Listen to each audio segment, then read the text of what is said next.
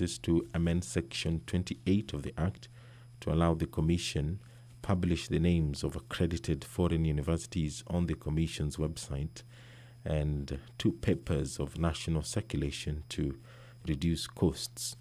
Clause 8 of the bill proposes to amend Section 35 of the Universities Act to clarify the procedure for the publication of university statutes through the Cabinet Secretary and to harmonize the provisions on the appointment of certain members of the university administration.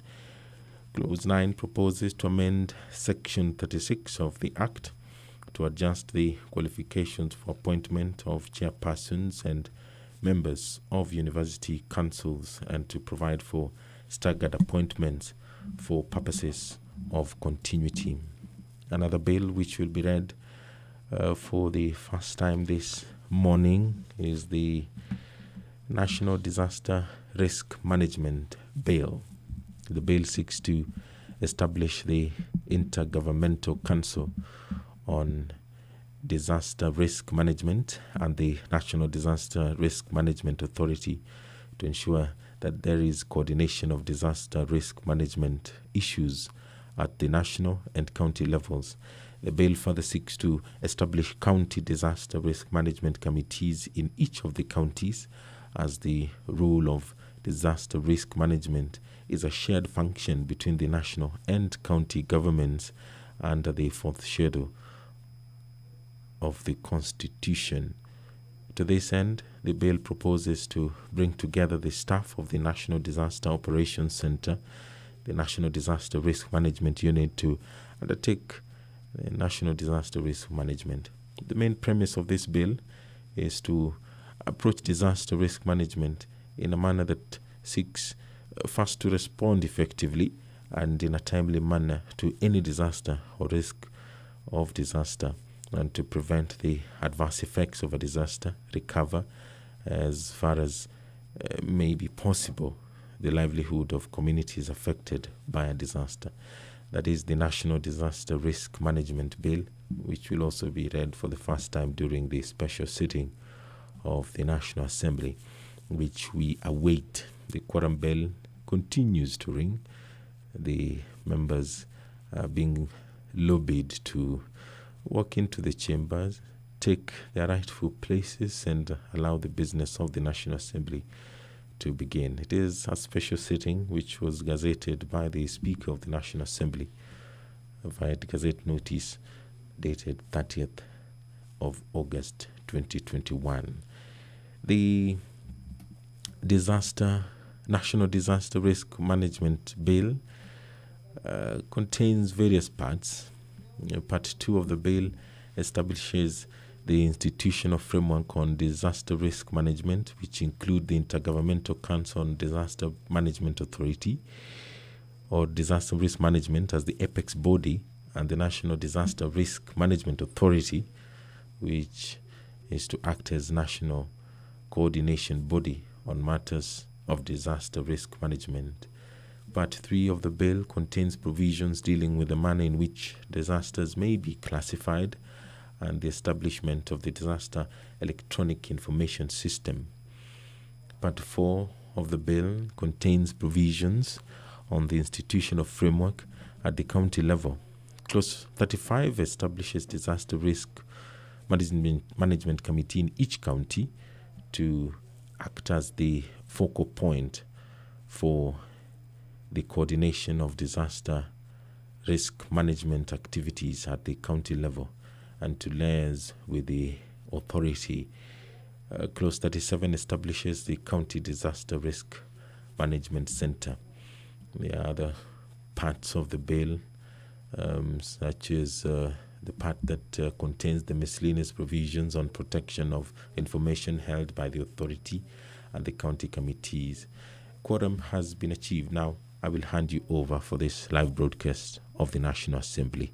Good morning. Now, of the requisite quorum, I'm sure many of you are quite aware of some statements and determinations about the importance of quorum. It has been pronounced not too long ago by the courts. You can start. Order number 1, administration of oath. Order number 2, communication from the chair.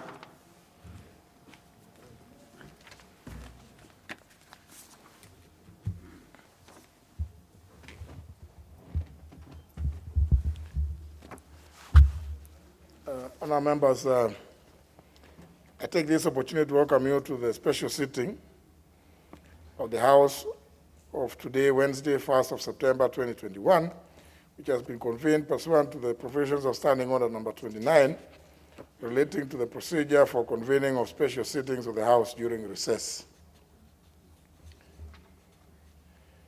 Indeed, honourable members, I wish to report to the House that on 27th of August 2021, I received a request from the leader of the majority party asking me to convene special sittings of the National Assembly to consider certain urgent business.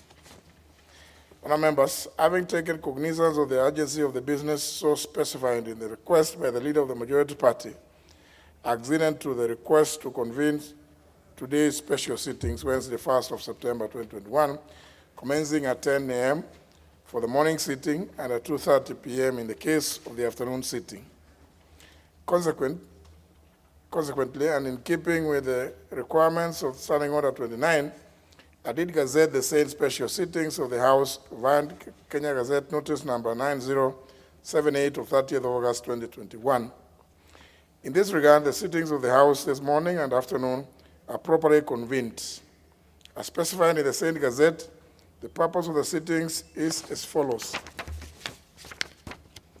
Number 1, tabling of the report of the Departmental Committee on Justice and Legal Affairs on the vetting of nominees for appointment to the positions of member of the Independent Electoral Boundaries Commission, in brackets IEBC, and notification of the attendant notice of motion. Number 2, tabling of the report of the Departmental Committee on Education and Research on the vetting of the nominees for appointment to the position of member of the Teacher Service Commission, brackets TSC, and notification of the attendant notice of motion. 3, tabling of any other papers with the statutory timelines. 4, conveyance of any other urgent messages from the National Executive and all the Senate, which I will do during the afternoon sitting. 5th, first reading of the following 5 bills. A, the Sustainable Waste Management Bill, National Assembly Bill number 22 of 2021. B, the National Disaster Risk Management Bill, National Assembly Bill number 28 of 2021. C, the Public Procurement and Asset Disposal Amendment Bill, National Assembly Bill number 32 of 2021. D, the Universities Amendment Bill, National Assembly Bill number 35 of 2021. And E, the Public Procurement and Asset Disposal Amendment Bill, number 2 Bill, National Assembly Bill number 36 of 2021. 6, voting on the motion for special reading of the Central Bank of Kenya Amendment Bill, National Assembly Bill number 10 of 2021, whose debate was concluded on the 11th of August 2021. 7, consideration of special motion on appointment of nominees to the position of member of the IEBC. 8, consideration of special motion on appointment of nominees to the position of member of the Teacher Service Commission. Honourable members, for the convenience of the House, the last 2 items that I have mentioned will be considered during the afternoon sittings. Having said that, may I remind the House that today's sittings have come at a time when the country is experiencing an increase in the number of cases of COVID-19 pandemic infections.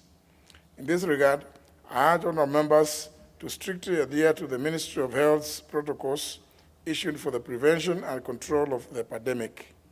In particular, honourable members are advised to observe social distance while in the chamber and in the other facilities, have our face masks properly worn at all times, strictly sit only in the designated places in the chamber, and avoid changing seats or having close physical interactions. The House is accordingly guided, and I thank you, members.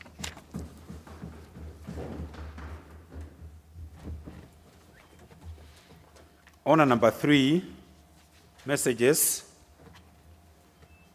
Order number 4, petitions. Order number 5, papers. Leader of the majority. Honorable Speaker, I beg to lay the following papers on the table of the House today, Wednesday, September the 1st, 2021, in the morning sitting. Number 1 is the legal notice number 115 of 2021 relating to income tax exemption on the send-off package paid to employees of the Kenya Airways Limited from the National Treasury and Planning, which to be referred to the Committee on Delegated Legislation. Number 2, the monetary policy statement for June 2021 from the Central Bank of Kenya. Number 3, reports of the Auditor General and financial statements in respect to the following institutions for the year ended 30th of June 2019 and the certificates therein. A, Tetu Technical and Vocational College. B, Kieni Technical and Vocational College. C, Kaimosi Friends University College. Number D, Kirwa Technical Training Institute. Number E, the Kenya Tourism Board. Number F, the Pest Control Products Board. G, the National Youth Council. H, Kenya National Bureau of Statistics. I, Kenya Ferry Services Limited. J, Bombers of Kenya. K, Kenya Veterinary Vaccines Production Institute. L, the Lamu Water and Sewage Company Limited. M, the Trans Nzoia County Public Service Board. And N, the County Assembly of Tana River Car Loan and Mortgage Scheme Fund. The number 4, the reports of the Auditor General and financial statement in respect to the following institutions for the year ended 30th of June 2020. Number A, the Kenya National Bureau of Statistics. Number B, Jaramogi Oginga University of Science and Technology. And number C, the Agriculture and Food Authority. Thank you, Honorable Speaker.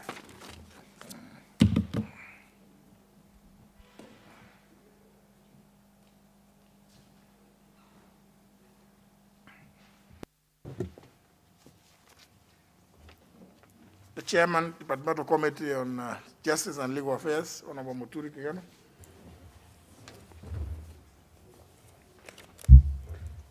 Honorable Speaker, I beg today the following papers on the table of the House today, Wednesday, September 1st, 2021, this morning sitting.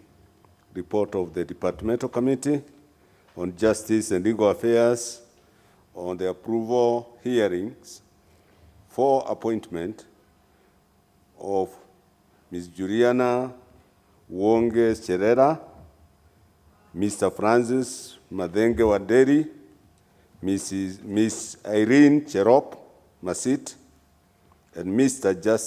Justus Abonyo Nyangaya as members of the Independent Electoral and Boundaries Commission. Thank you. Very well. The Chairperson, Departmental Committee on Education and Research, Honorable Florence Mutua.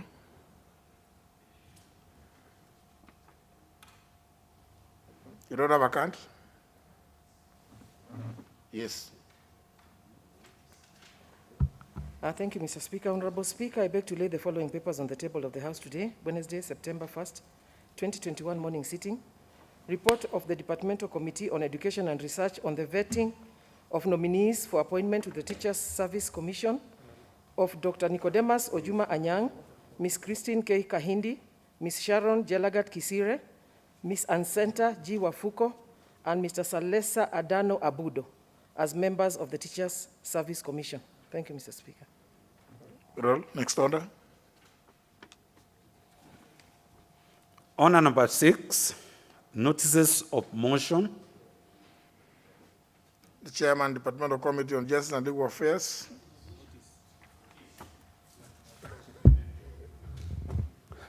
I do apologize, Mr.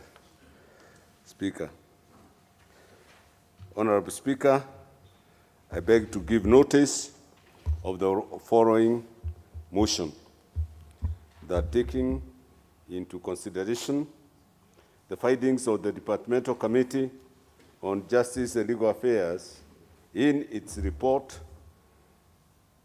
on the approval hearing for the appointment of Juliana Wong Cherera, Mr. Francis Madenga Wanderi, Ms. Irene Cherop Masit, and Mr. Justice Abonyo Nyangaya as members of the Independent Electoral and Boundaries Commission, laid on the table of the House on Wednesday, September 1st, 2021, and pursuant to the provisions of Article 250, Sub-Article 2B of the Constitution, Section 7A of the Independent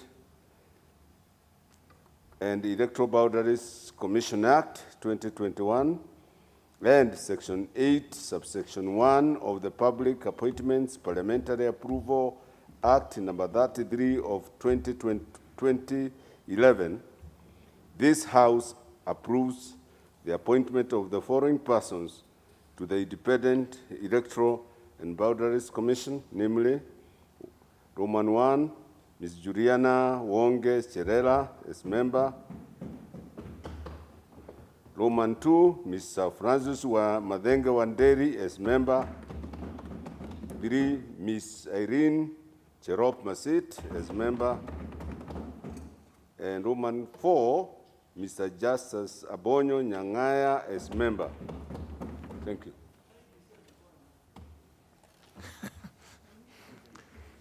Very well. The chairperson, Departmental Committee on Education and Research.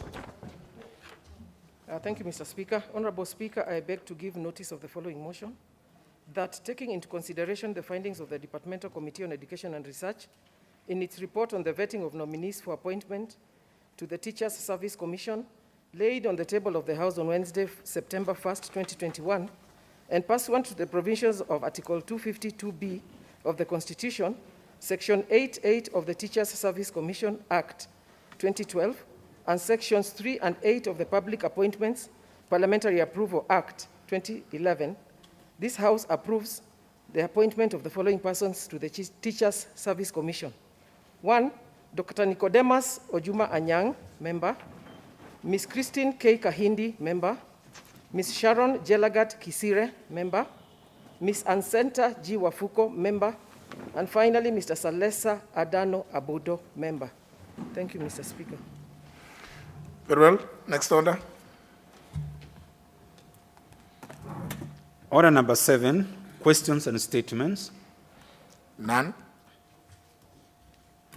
Order number 8, the Sustainable Waste Management Bill, National Assembly Bill number 22 of 2021, first reading, an act of parliament, a bill for an act of parliament to establish the legal and institutional framework for the sustainable management of waste, ensure the realization of the constitutional provision on the right to a clean and healthy environment and for connected purposes. Order number 9, the National Disaster Risk Management Bill, National Assembly Bill number 28 of 2021, first reading, a bill for an act of parliament to establish the National Disaster Risk Management Authority and County Disaster Risk Management Committees to provide a legal framework for the coordination of disaster risk management activities and for connected purposes. Order number 10, the Public Procurement and Asset Disposal Amendment Bill, National Assembly Bill number 32 of 2021, first reading, a bill for an act of parliament to amend the Public Procurement and Asset Disposal Act and for connected purposes. Order number 11, the Universities Amendment Bill, National Assembly Bill number 35 of 2021, first reading, an act of parliament to amend the Universities Act 2012 and for connected purposes. Order number 13, 12. Order number 12, the Public Procurement and Asset Disposal Amendment Bill, number 2, National Assembly Bill number 36 of 2021, first reading, a bill for an act of parliament to amend the Public Procurement and Asset Disposal Act 2015. Order number 13, the Central Bank of Kenya Amendment Bill, National Assembly Bill number 10 of 2021. Question to be put. Honourable members, debate on this bill was concluded before the House went to recess, but question was not put for second reading. I therefore put the question, which is that the Central Bank of Kenya Amendment Bill, National Assembly Bill number 10 of 2021, be now read a second time. Will as many as of that opinion say aye? Aye. As many as of contrary opinion say nay? The ayes have it. A bill for an act of parliament to amend the Central Bank of Kenya Act and for connected purposes. And I think it's fair for any member who may have proposed amendments now, during this time of the recess, then people can begin looking at that bill to propose amendments and submit them to the clerk's office. Yes, Honorable Dwele.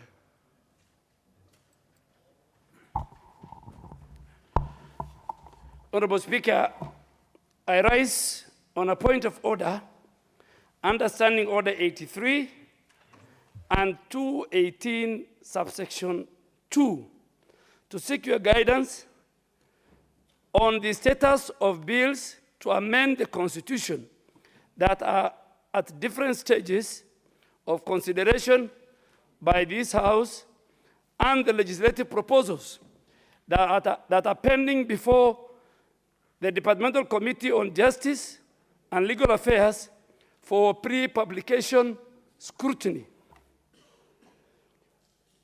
Mr. Speaker, I ask this in the light of the judgment of the High Court and the Court of Appeal in the Constitution of Kenya Amendment Bill 2020, the BBI Bill on the Basic Structure Application. Honorable Speaker, to refresh the mind of the members in this House, the High Court and the Court of Appeal decision on the BBI Bill did uphold as follows on the basic structure. One, that the basic structure doctrine is applicable in Kenya. Two, that the basic structure doctrine limits the amendment power set out in Articles 255, 256, and 257 of the Constitution.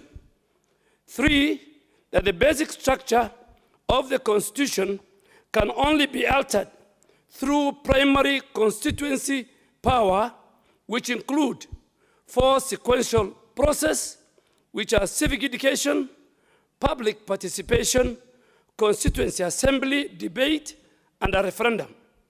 Honorable Speaker, as you are further aware that there are at least 7 published bills proposing to amend the Constitution before the House, which are at different stages in the House. And the Speaker, the bills include: 1, the Constitution of Kenya Amendment Bill 2019 by the Honorable Florence Mutua, the Constitution of Kenya Amendment Bill number 2 of 2019 by the Honorable George Kariuki, the Constitution of Kenya Amendment Bill number 3 of 2019 by the Honorable Gladys Boss Sholei. 4, the Constitution of Kenya Amendment Bill number 4 of 2019 by the COIC Committee, the Constitution of Kenya Amendment Bill number 5 of 2019 by the COIC Committee, the Constitution of Kenya Amendment Bill number 6 by the Honorable Vincent Kemosi, and number 7, the Constitution of Kenya Amendment Bill by the COIC Committee. Honorable Speaker, in summary, these bills amend various provisions of the Constitution and provide, among others, A, change of timelines of nomination of members to Parliament so that it is done after the general election. 2, include Kenya's diaspora as special groups under Article 97. 3, increase in the number of elected women members of the National Assembly from the current 47 to 136. 4, amend Article 152 to provide that the President shall appoint cabinet secretaries from among members of Parliament. And 5, amend Article 90 of the Constitution to make provisions for political parties to nominate to the National Assembly and the Senate presidential and deputy presidential candidates who lose in the general election. Honorable Speaker, there are also several legislative proposals to amend the Constitution that are pending before the Committee of Justice and Legal Affairs for pre-publication scrutiny or before the Budget and Appropriation Committee for financial analysis. Mr. Speaker, some of them touch on various items, including the establishment of the position of a Prime Minister, his 2 deputies, who shall be from the largest political party in the National Assembly, and to provide that the Prime Minister and the 2 deputy Prime Ministers shall be appointed by the President with approval of the National Assembly. Honorable Speaker, looking at the proposals for amendments as contained in these pending bills and legislative proposal, it is clear that they contain matters that were contained in the BBI bill, which has since been declared unconstitutional.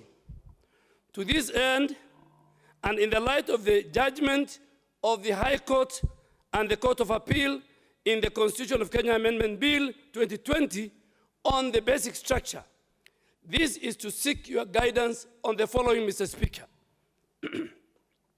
1, what is the effect of the judgment on the various bills to amend the Constitution, which are at different stages in the House, and legislative proposals which are yet to be published in terms of the basic structure application? 2, Mr. Speaker, how is the question of the basic structure to be determined, and at what stage of a bill shall that determination be made? 3, could it be prudent for the House, Mr. Speaker, to suspend any further processing of these bills and legislative proposals until a determination is made on the application of the basic structure doctrine on each of them, and a legal framework on review of the Constitution of Kenya is developed? Honorable Speaker, it is notable that the courts agreed with your considered rulings, Mr. Speaker, in particular that a bill to amend the Constitution under Article 256 and 257 cannot be amended, that corrections and errors may be effected as they are not amendments, and that there is definitely a fundamental lacuna on the processes under Article 256, which is parliamentary initiative, and Article 257, amendment through a popular initiative. So, Speaker, the courts on this matter have agreed with your ruling and communication that you gave to this House.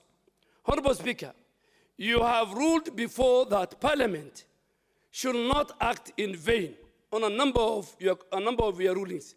And in this regard, Mr. Speaker, I respectfully hold the view that we should not spend time of this House and its committees considering bills and legislative proposals to amend the Constitution only again for the courts to fault the outcome for not following the just process due to lack of sound legal framework.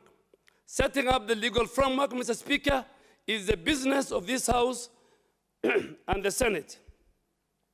Honorable Speaker, so that we don't put the cart before the House or before the horse, could I be in order to request you to once again rise to the occasion as you have always done and use your powers under Standing Order number 1 and Standing Order 281-2, subsection 2, to ask the COIC, Justice and Legal Affairs Committee, to formulate a bill to actualize the provisions of Article 256 and 257 with its specificity. I ask you that, Mr. Honorable Speaker, conscious that this task could be better undertaken by a committee and not an individual member due to its magnitude and enormity. Indeed, Mr. Speaker, both the High Court and the Court of Appeal did uphold that there exists no legislation to govern the popular initiative process, including the matter in which the verification of signatures was to be conducted. Should this not be the first step, Honorable Speaker, before all this can be considered by the House? Finally, Mr. Speaker, I have in mind a bill close to the Constitution of Kenya Review Act, Cap 34 of 208, which could provide the form, among others, the legal framework for the amendment of the Constitution under Article 256 and 259, the mechanism and the responsibility of undertaking signature verification, civic education, public participation, constituency assembly debate, all found under Articles 256 and 257, among other things. So, Mr. Speaker, as a ranking member, I have seen a lot happening out there that people want to engage the House and its committees in trying to amend certain provisions of the Constitution. And Mr. Speaker, based on the ruling of the courts at both levels, it is imperative that with the introduction of the concept that the structure, the basic structure doctrine is applicable in the amendment of the Constitution. And Mr. Speaker, to be more specific, the basic structure doctrine touches on the function of Parliament. So, Mr. Speaker, when you want to add the number of women members of Parliament from 47 to 130 plus, it touches on the function of Parliament. The basic structure doctrine within the reading of the court touches on the Bill of Rights, on the judiciary, and the executive. Those four key areas have been cited as the anchors of the basic structure document. So, Mr. Speaker, so that we don't take this House into a limbo and do a lot of stuff that will not see the light of day.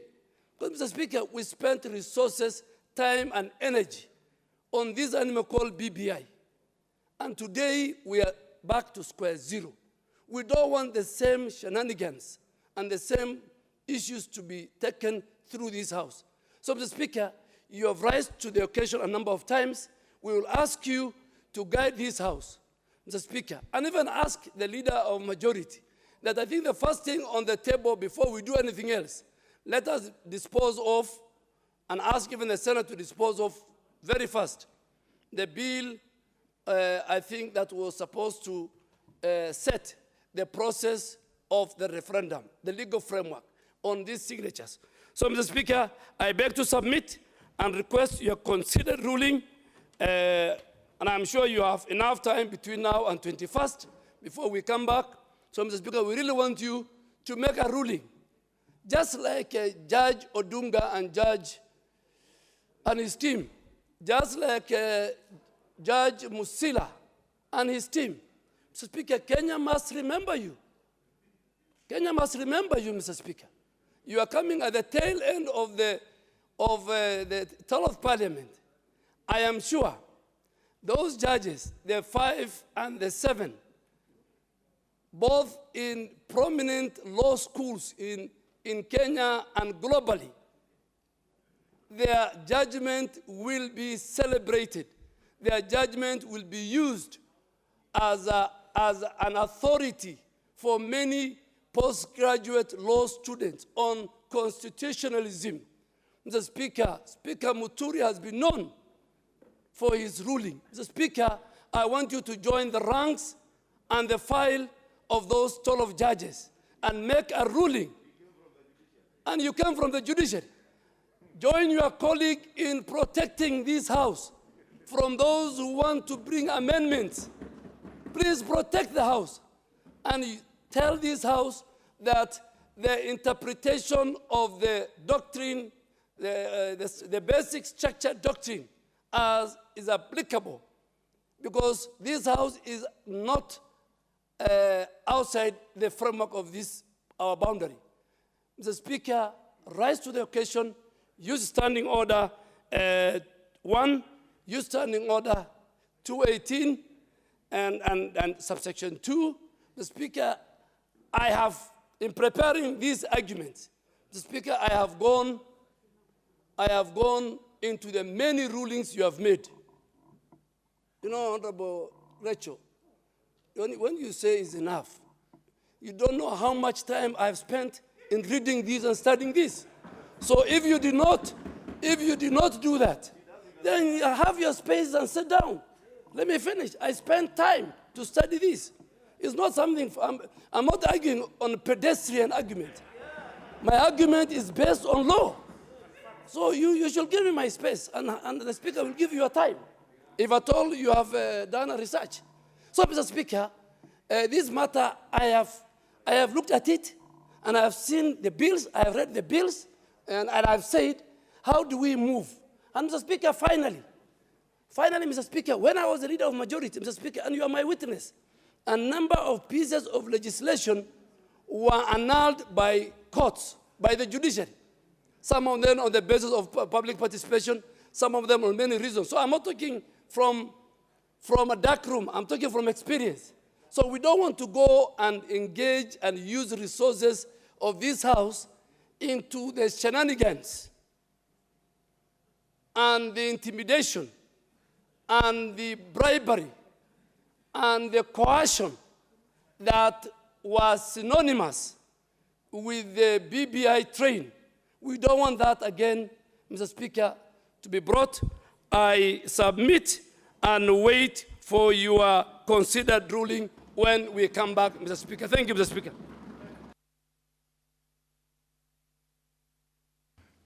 Except, of course, I think the judges in both courts ought to have gone further to clarify whether the reference to the basic, the doctrine or basic structure only referring to the provisions to those requirements provided for in Article 255 of the Constitution, because if it applies to everything, then everybody, including the judiciary itself and the highest office, which advised the president to dissolve parliament for not doing something about the Constitution, then they would have to tell us, how are we to do it if we can't touch it? How are we to ensure not more than 2/3 of either gender are represented here, as required in Article 27 of the Constitution, clauses 6 and 8? And how are we also to ensure the provisions of Article 81 on the electoral system shall ensure that no more than 2/3 of either gender are represented in any appointive and elective offices? And then, notwithstanding the efforts the Honorable Duale himself made, both in this 12th Parliament and in the 11th Parliament, to try and making an attempt to actualize that. And the entire House, indeed, without success. And then, because Article 27 is in the Bill of Rights, how then were we, How can then the same judiciary claim that Parliament has failed without explaining what it is we are supposed to have done? Is it Parliament responsible for the electoral system? If you look at the provisions of Article 81, the electoral system shall ensure. That is not Parliament.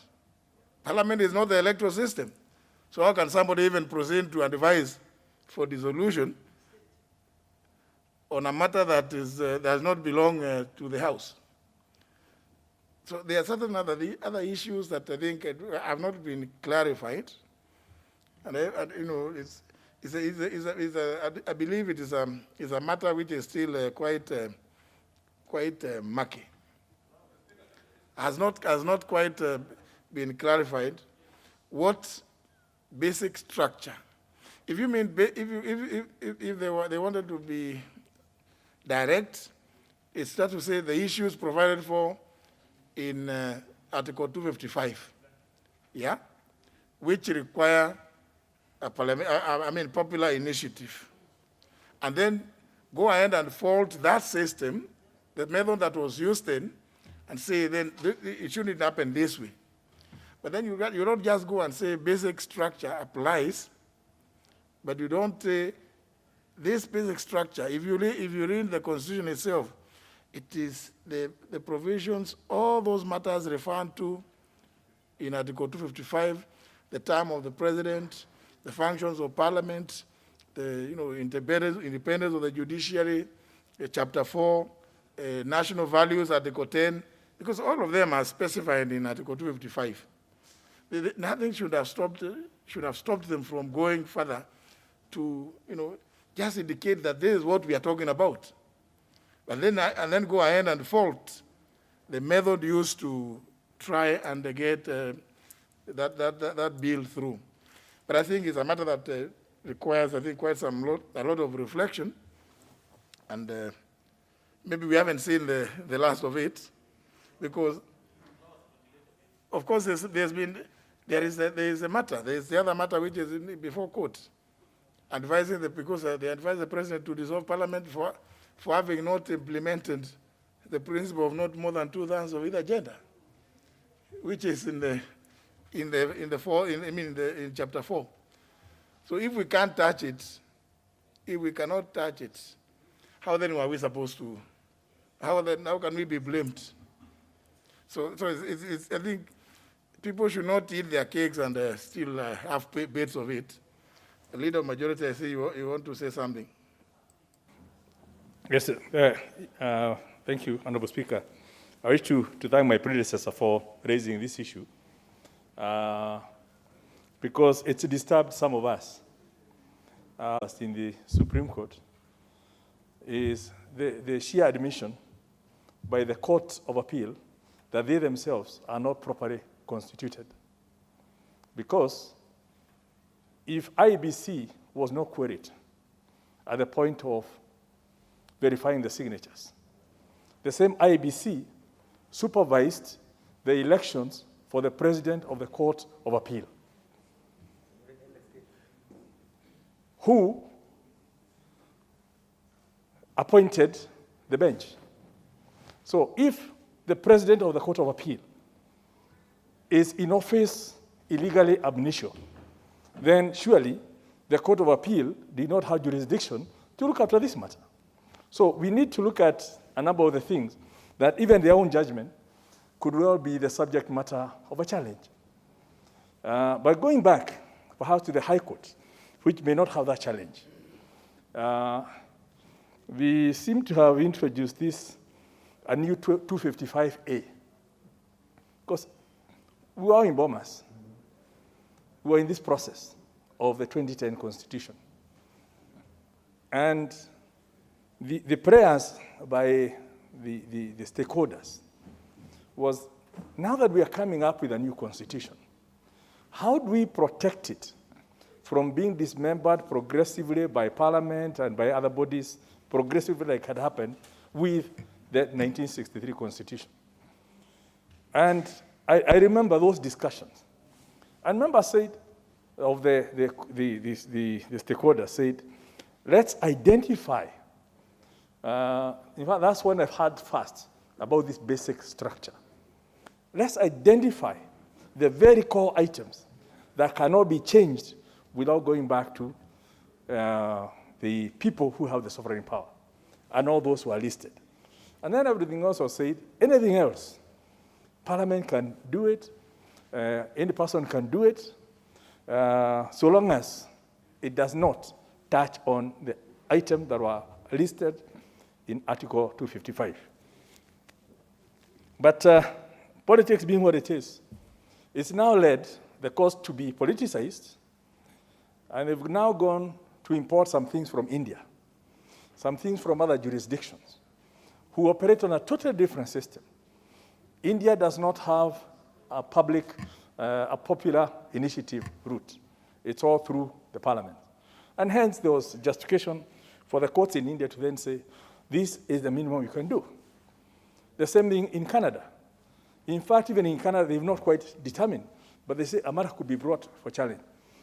And if you then compare with where we get most of our, because we adopted this American system.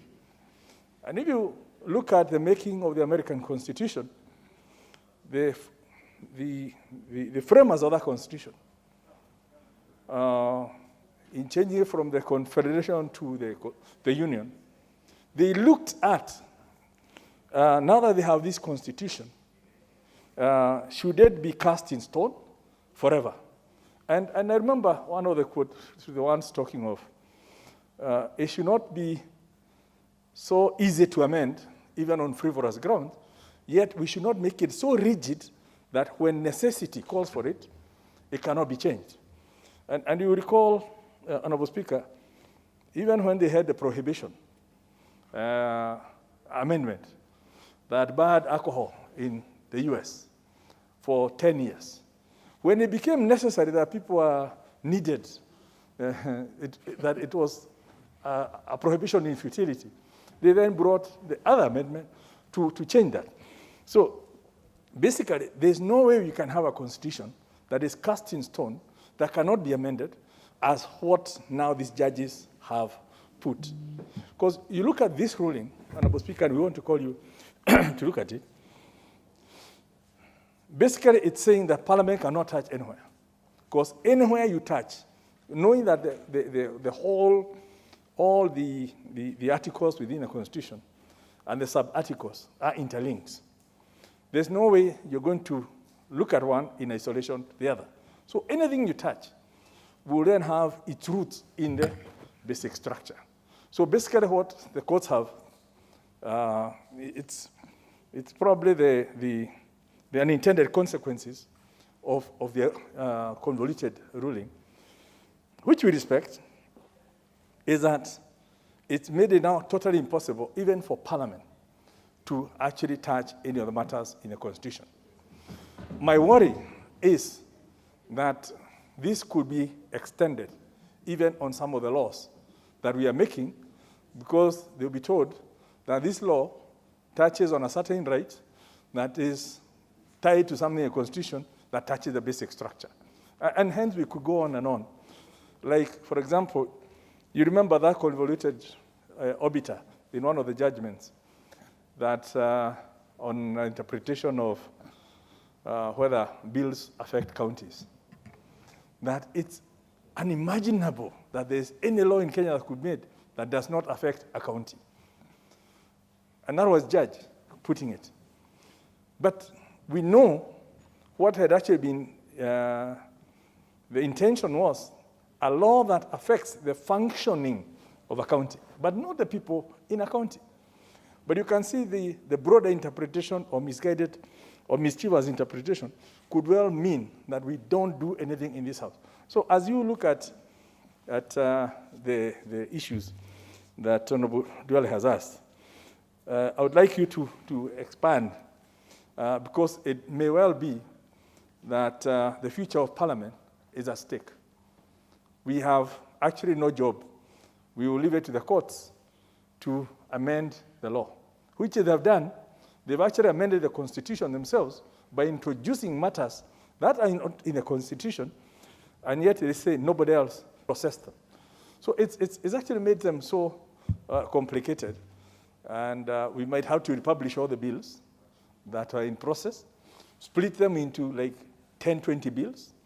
And I'm not sure how much, whether we have that time to even go through all those things. So there's a lot of things that, unfortunately, we thought we would get a solution, but we seem to have dug deeper into the mark of confusion because of this. And I do hope that the parties that are proceeding to the Supreme Court would also have the future of Kenya in mind in terms of the legislative capacity of Parliament, the legislative framework through which people can change their own constitution, can change their own laws, because unfortunately, and I think it was mentioned in the courts, if the people cannot amend their constitution to fit the circumstances of the day, then we are headed to the alternative, which is setting the constitution aside and restarting afresh. And I'm not sure that's where Kenya wants to go. So I want you to exercise a lot of insight into this matter. And as you get to the House, then we look at all those so that as we come back in September, we know whether even any legislation we're making will be in vain. Because, Honorable Speaker, you know, it's these same courts that have declared even spent acts, the appropriation acts, the supplementary acts, the appropriation acts, and rendered them unlawful. And yet, they are part of the people who actually spent the money. So I'm not even sure whether we should not be going to the courts and asking them to refund the money that they spent on a bill that they themselves declared illegal. And I think it's this almost cantankerous way of looking at things. People are not exercising in terms of what are the bigger implications. Where is the public interest in the decision they're making, right? That is perhaps putting us in this situation, which could be fueling in the frustration that people can not get what they want to get from the legal system because of it's now being captured. Then people will then go for the alternative. And that's not something we didn't want for this country. So I want to urge you, as you look through that, to let's bring up all these issues so that if we need to have a meeting with the judiciary so that they can see the implications of what they are doing, so be it.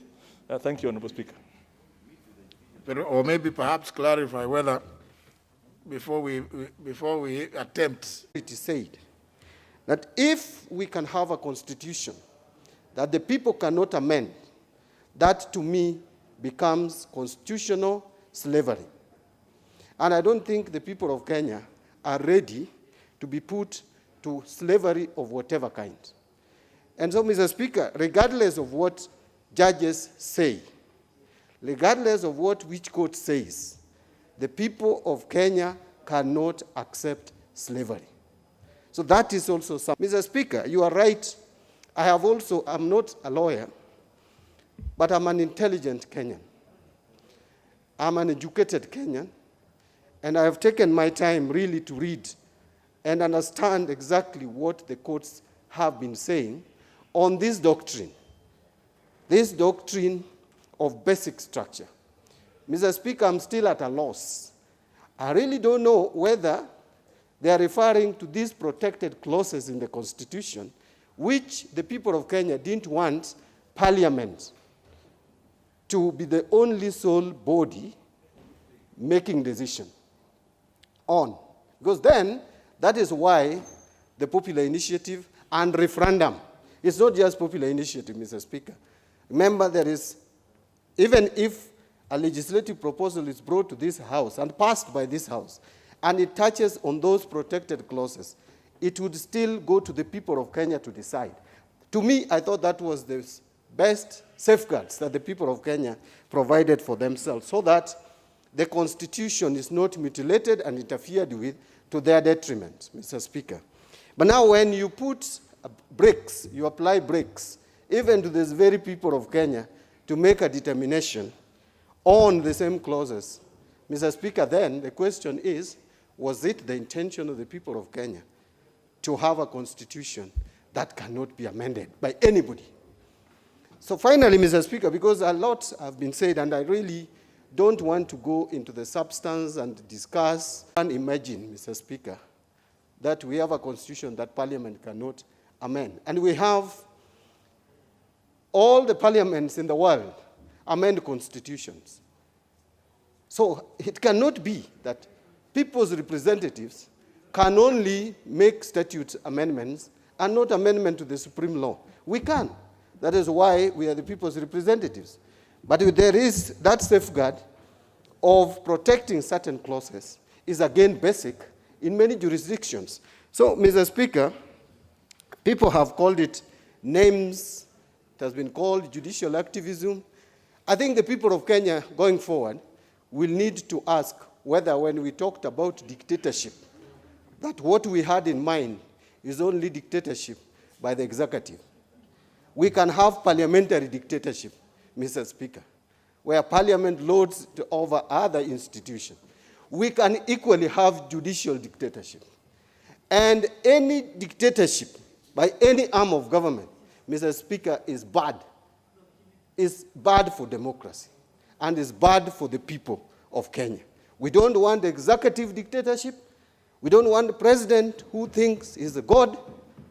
We don't want parliamentary dictatorship where, Mr. Speaker, you would appear like the god of this country.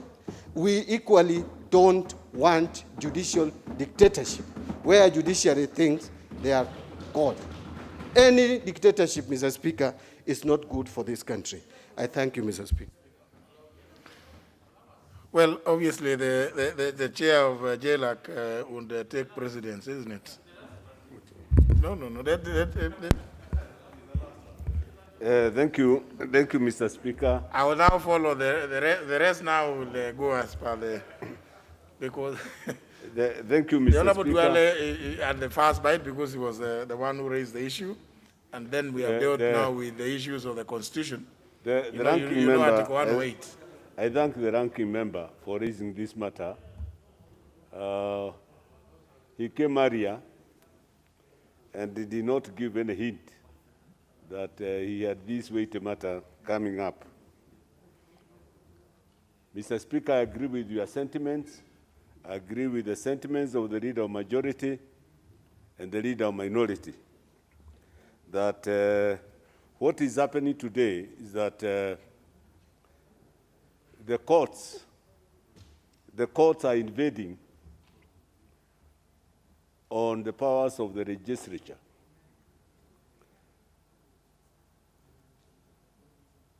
They have become, with a lot of respect, they have become rogue. Because one of the most learned judges in the last century was Denning, Lord Denning. Lord Denning is known all over the world. And in his book titled The Last Word, I think all his speeches became books. But he had one book called The Last Word. And he says the courts all the time should guard with a lot of circumspection any matters touching on Magna Carta and any matter touching on the liberty of the subject.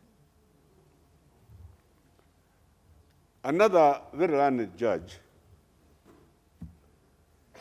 he was Chief Justice of Uganda in the 60s, Sir Udo Udoma.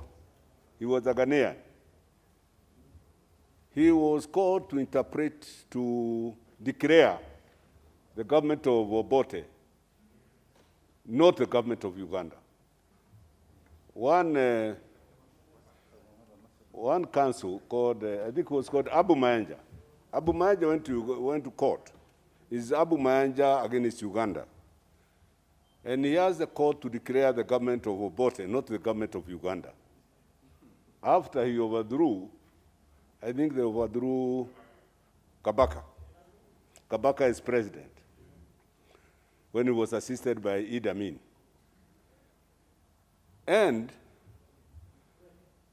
the Chief Justice, the then Chief Justice, said that he agreed with Abu Mayanja that the government of Uganda was not, that the jure was not the legal government of Uganda. But because it seemed to be in substantial control of the institutions of government, it was the de facto government of Uganda. He saved the country. Instead of judicially, scrupulously looking at Article 259,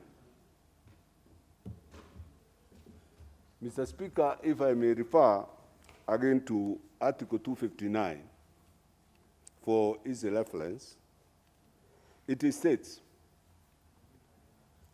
this Constitution shall be interpreted in a manner that it has several provisions. A is relevant here, promotes its purposes. Right? And I emphasize here, I underpin its purposes. Its purposes is for good governance in Kenya, right? Peace and unity. Why I say they go wrong? When they issue injunctions and what they call conservatory orders, and the rest, left, right, center, when they say this house is no longer a house, it will be dissolved, what do they expect Kenya to look at? Right? When I have a lot of arguments on IBC. When they try to import a doctrine that is not known by our Constitution and baptize it basic structure, doctrine, our Constitution does not take into cognizance matters that Wajiko has not specified in Article 1. And I agree with you, Mr. Speaker, that when you say, if we were to import that doctrine here, then it will intrude into Article 255. And when you go to 255, sovereignty, then again, you must go to the people. And this is the same thing they are saying. One hand, they are telling us that Wajiko had no right under the BBI to go to the people. They are, therefore, what they are trying to do, the judges, are what we call approbating and reprobating. Approving one hand and reproving on the other hand. So, and as you said, eat your cake and have your cake. That is what they are seeking to. And they are inviting us to constitutional crisis. I think they are more than eager to dismantle the government. And in their effort, equally dismantle the legislature. Therefore, and again, that Article 259, I think D, says the manner in which they interpret must promote good governance. Is the interpretation in agreement with that provision of 259, good governance? So my submission here, Mr. Speaker, is that these matters, the sentiments expressed by the courts are hollow. They have no substance. We know our duty, right? Any matters that we may not agree here with, we interpret the law as we legislate, not to make law. By importing this doctrine here, then I agree with you that they usurp our powers and become parliament. They become judiciary, they become parliament, and by the time they become executive. So I think, in a way, if we find, Mr. Speaker, and when you go into insights of these matters, perhaps you may find that we also have our own say, and they say, this will not do, because the courts have intruded into our province in trying to registrate. And the same judge I mentioned, Lord Denny, also said, yes, the courts can interpret and make law. He himself contradicts himself. He says the courts can make law, but only when they interpret where there is total lacuna, but not in matters that touch on Magna Carta and touch on Bill of Rights. Thank you, Mr. Speaker. Honorable Cheng.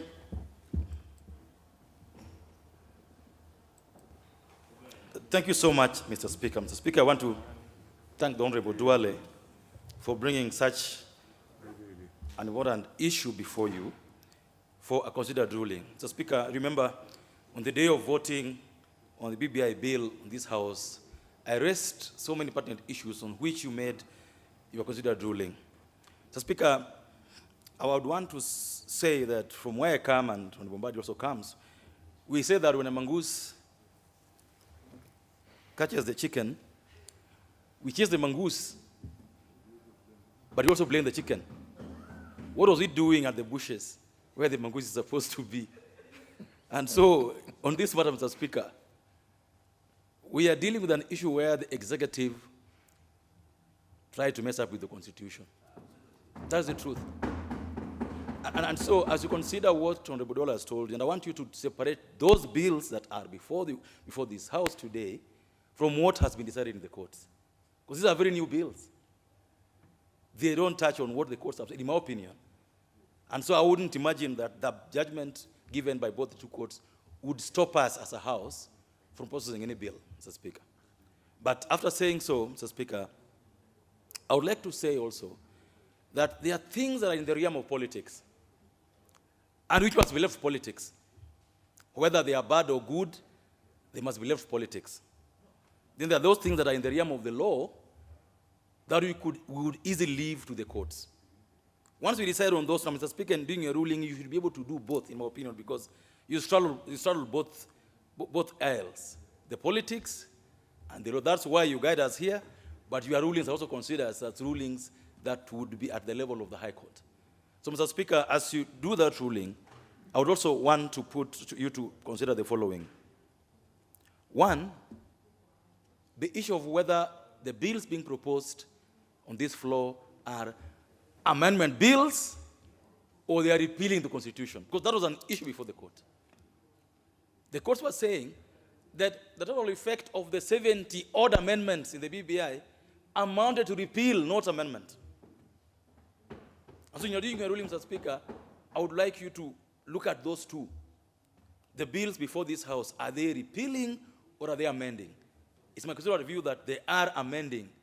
And by amending, Mr. Speaker, I don't disagree with the Honorable Majority Leader, Mr. Speaker, that the courts are saying, if you are amending, and you propose to amend, for example, let me use an example of bringing in ministers to this floor of the House.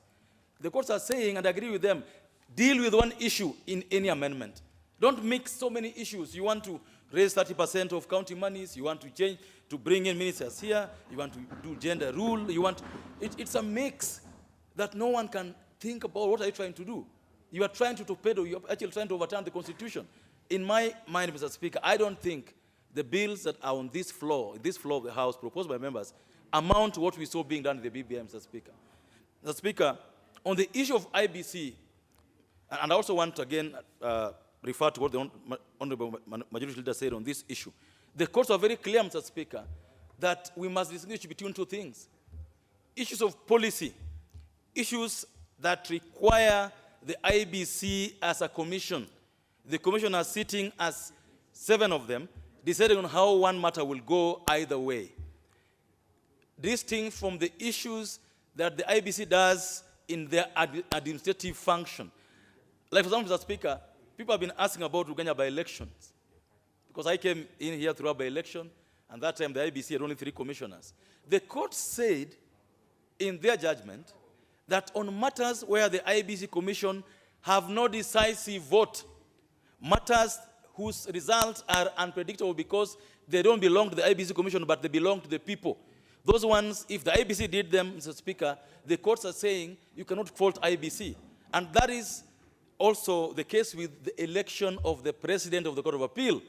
The IBC's role there was not decide whether the Honorable Justice Musinga would be President or not. They were only facilitating the process, administrative process. And so the courts are saying those ones are okay. But where, for example, the commissioners sit and decide whether we will determine one way or the other in how we'll collect signatures, we'll decide one or the other on how the regulations look like, then that requires the IBC to be fully corrected or have quorum, as it were. So, Speaker, we need to distinguish those ones. So, Speaker, the courts are introducing something that is very unique, that I think we as Parliament must look at and see whether we want to comply with it or not. The issue of whether, if you are to touch the issues under Article 255, and you are going to do it through a popular initiative, you must do what was done before the 2010 Constitution came to be, whether you must put together a Constituent Assembly. And if that be the case, Mr. Speaker, and if this House considers that to be an important matter, then we just need to make a law to provide for how we'll deal with the matters under 255.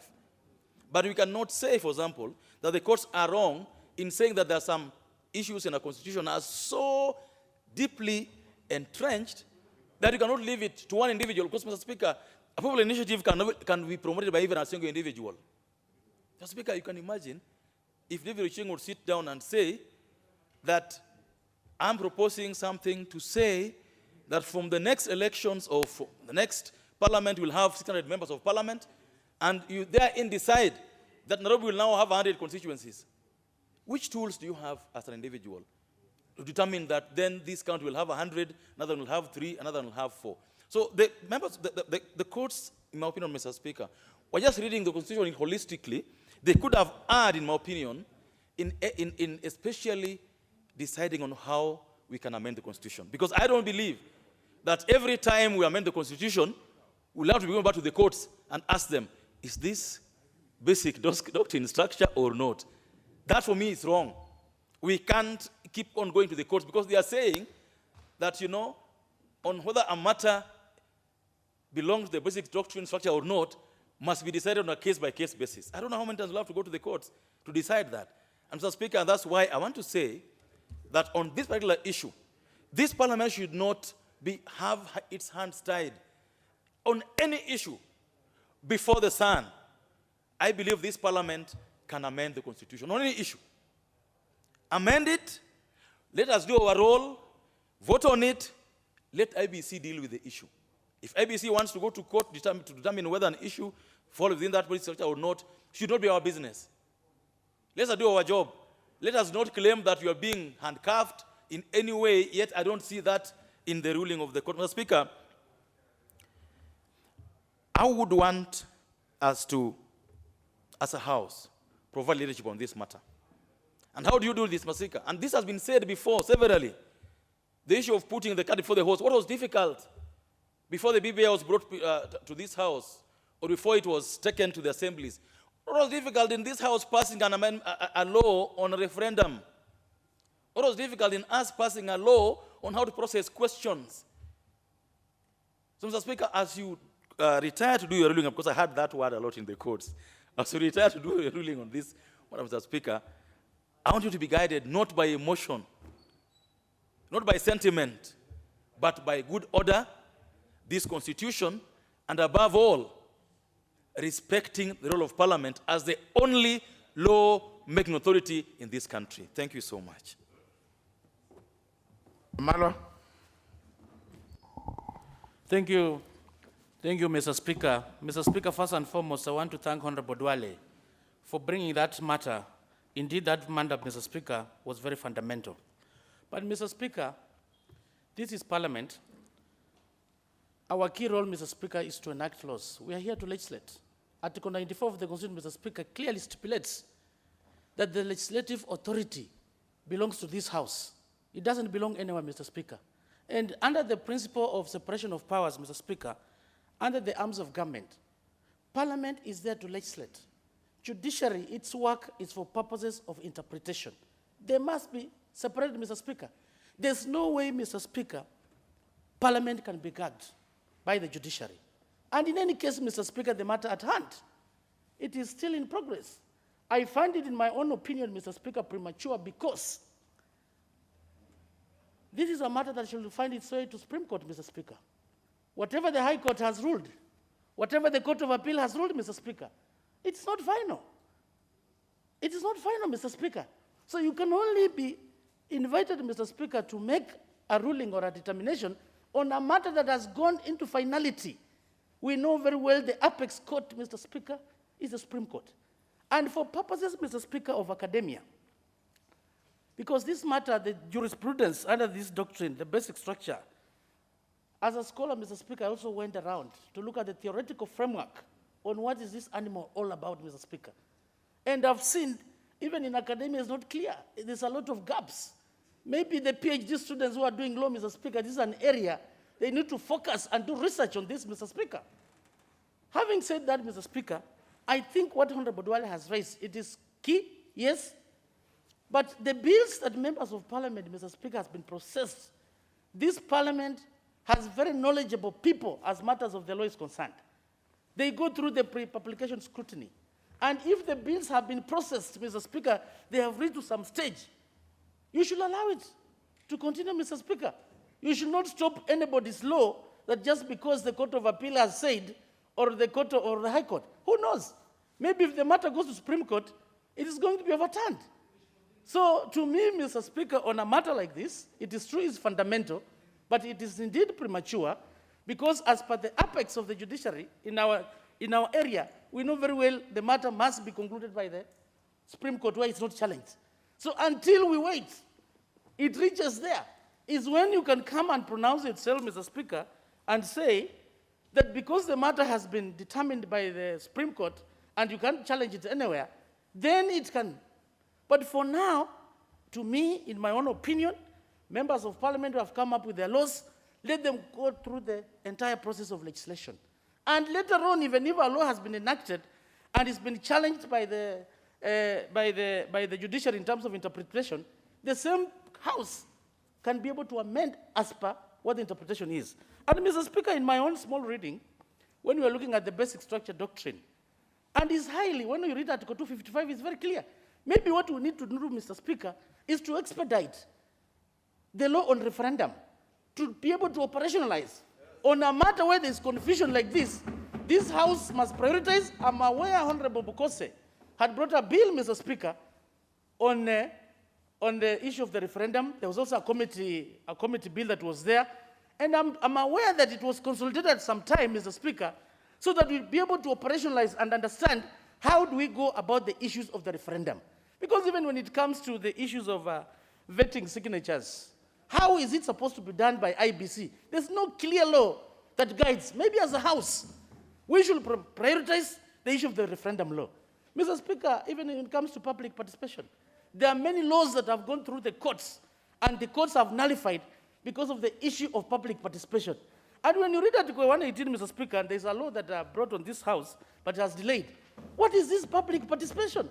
We also don't have a clear law that brings the framework or the guideline on how public participation should be, Mr. Speaker. I think for now, as Parliament, we prioritize the issue of the referendum law, and if it works, it's not a must that this Constitution, Mr. Speaker, should be amended before 2022. If we put a referendum law in place or whatever the gaps that were there, this can be done afterwards. But for purposes of posterity and for purposes of jurisprudence, this matter, let it go to the Supreme Court so that we hear what will the Supreme Court say as far as this matter is concerned. But otherwise, Mr. Speaker, as you move forward, as you...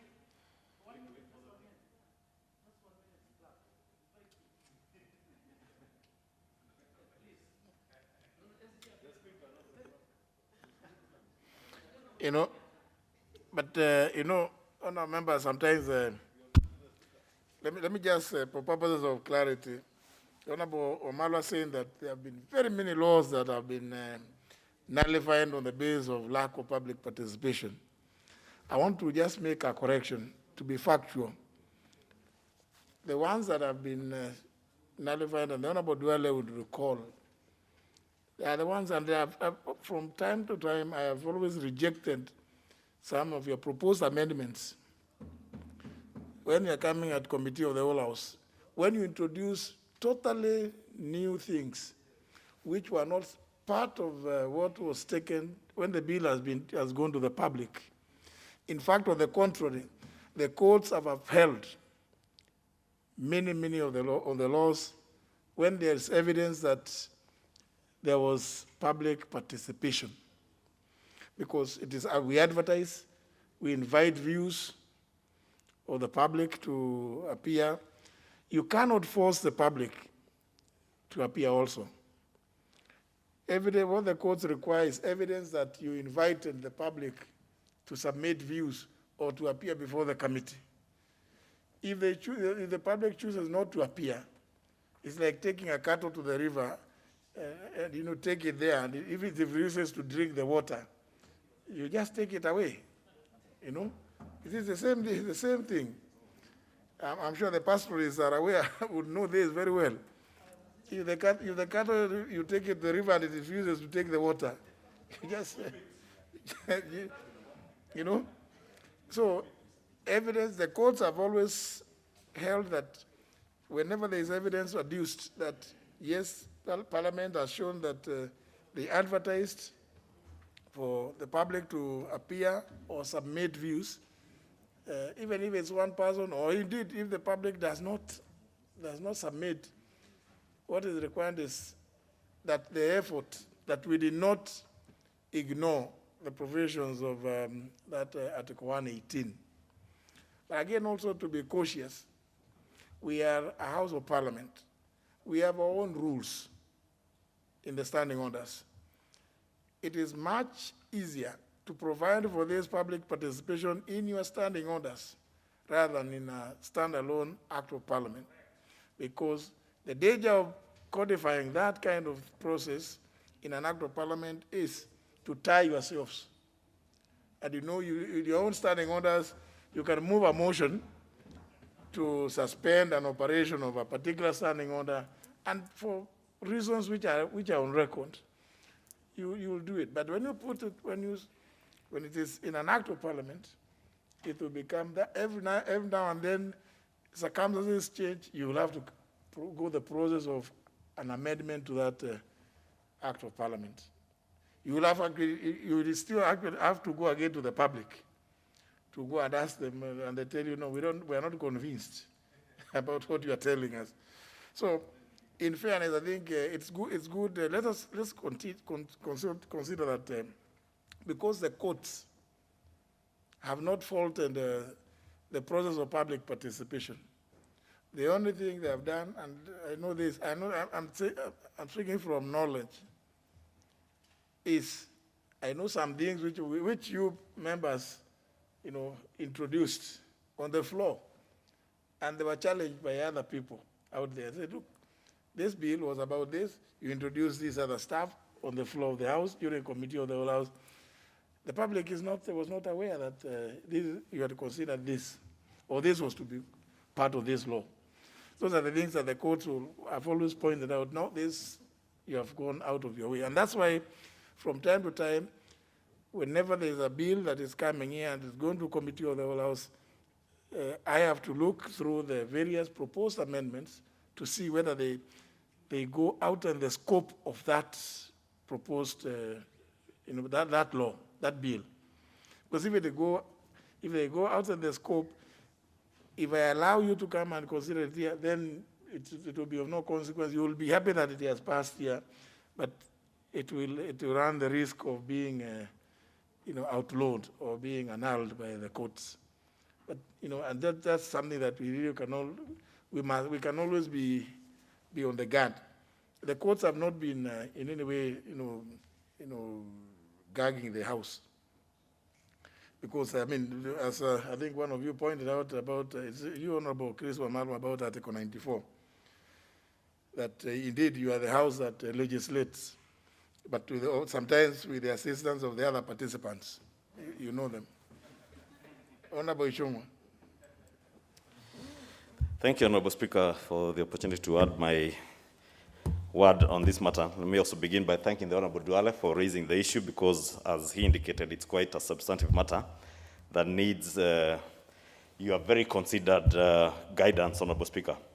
But I want to identify myself more with what has been said by the Honorable Member for Ugenya, that indeed what the court was doing was creating a clear distinction between the repeal of the Constitution and constitutional amendments. And I think what we are involved in with the legislative bills before the House are actually amendments to the Constitution and not a repeal of the Constitution.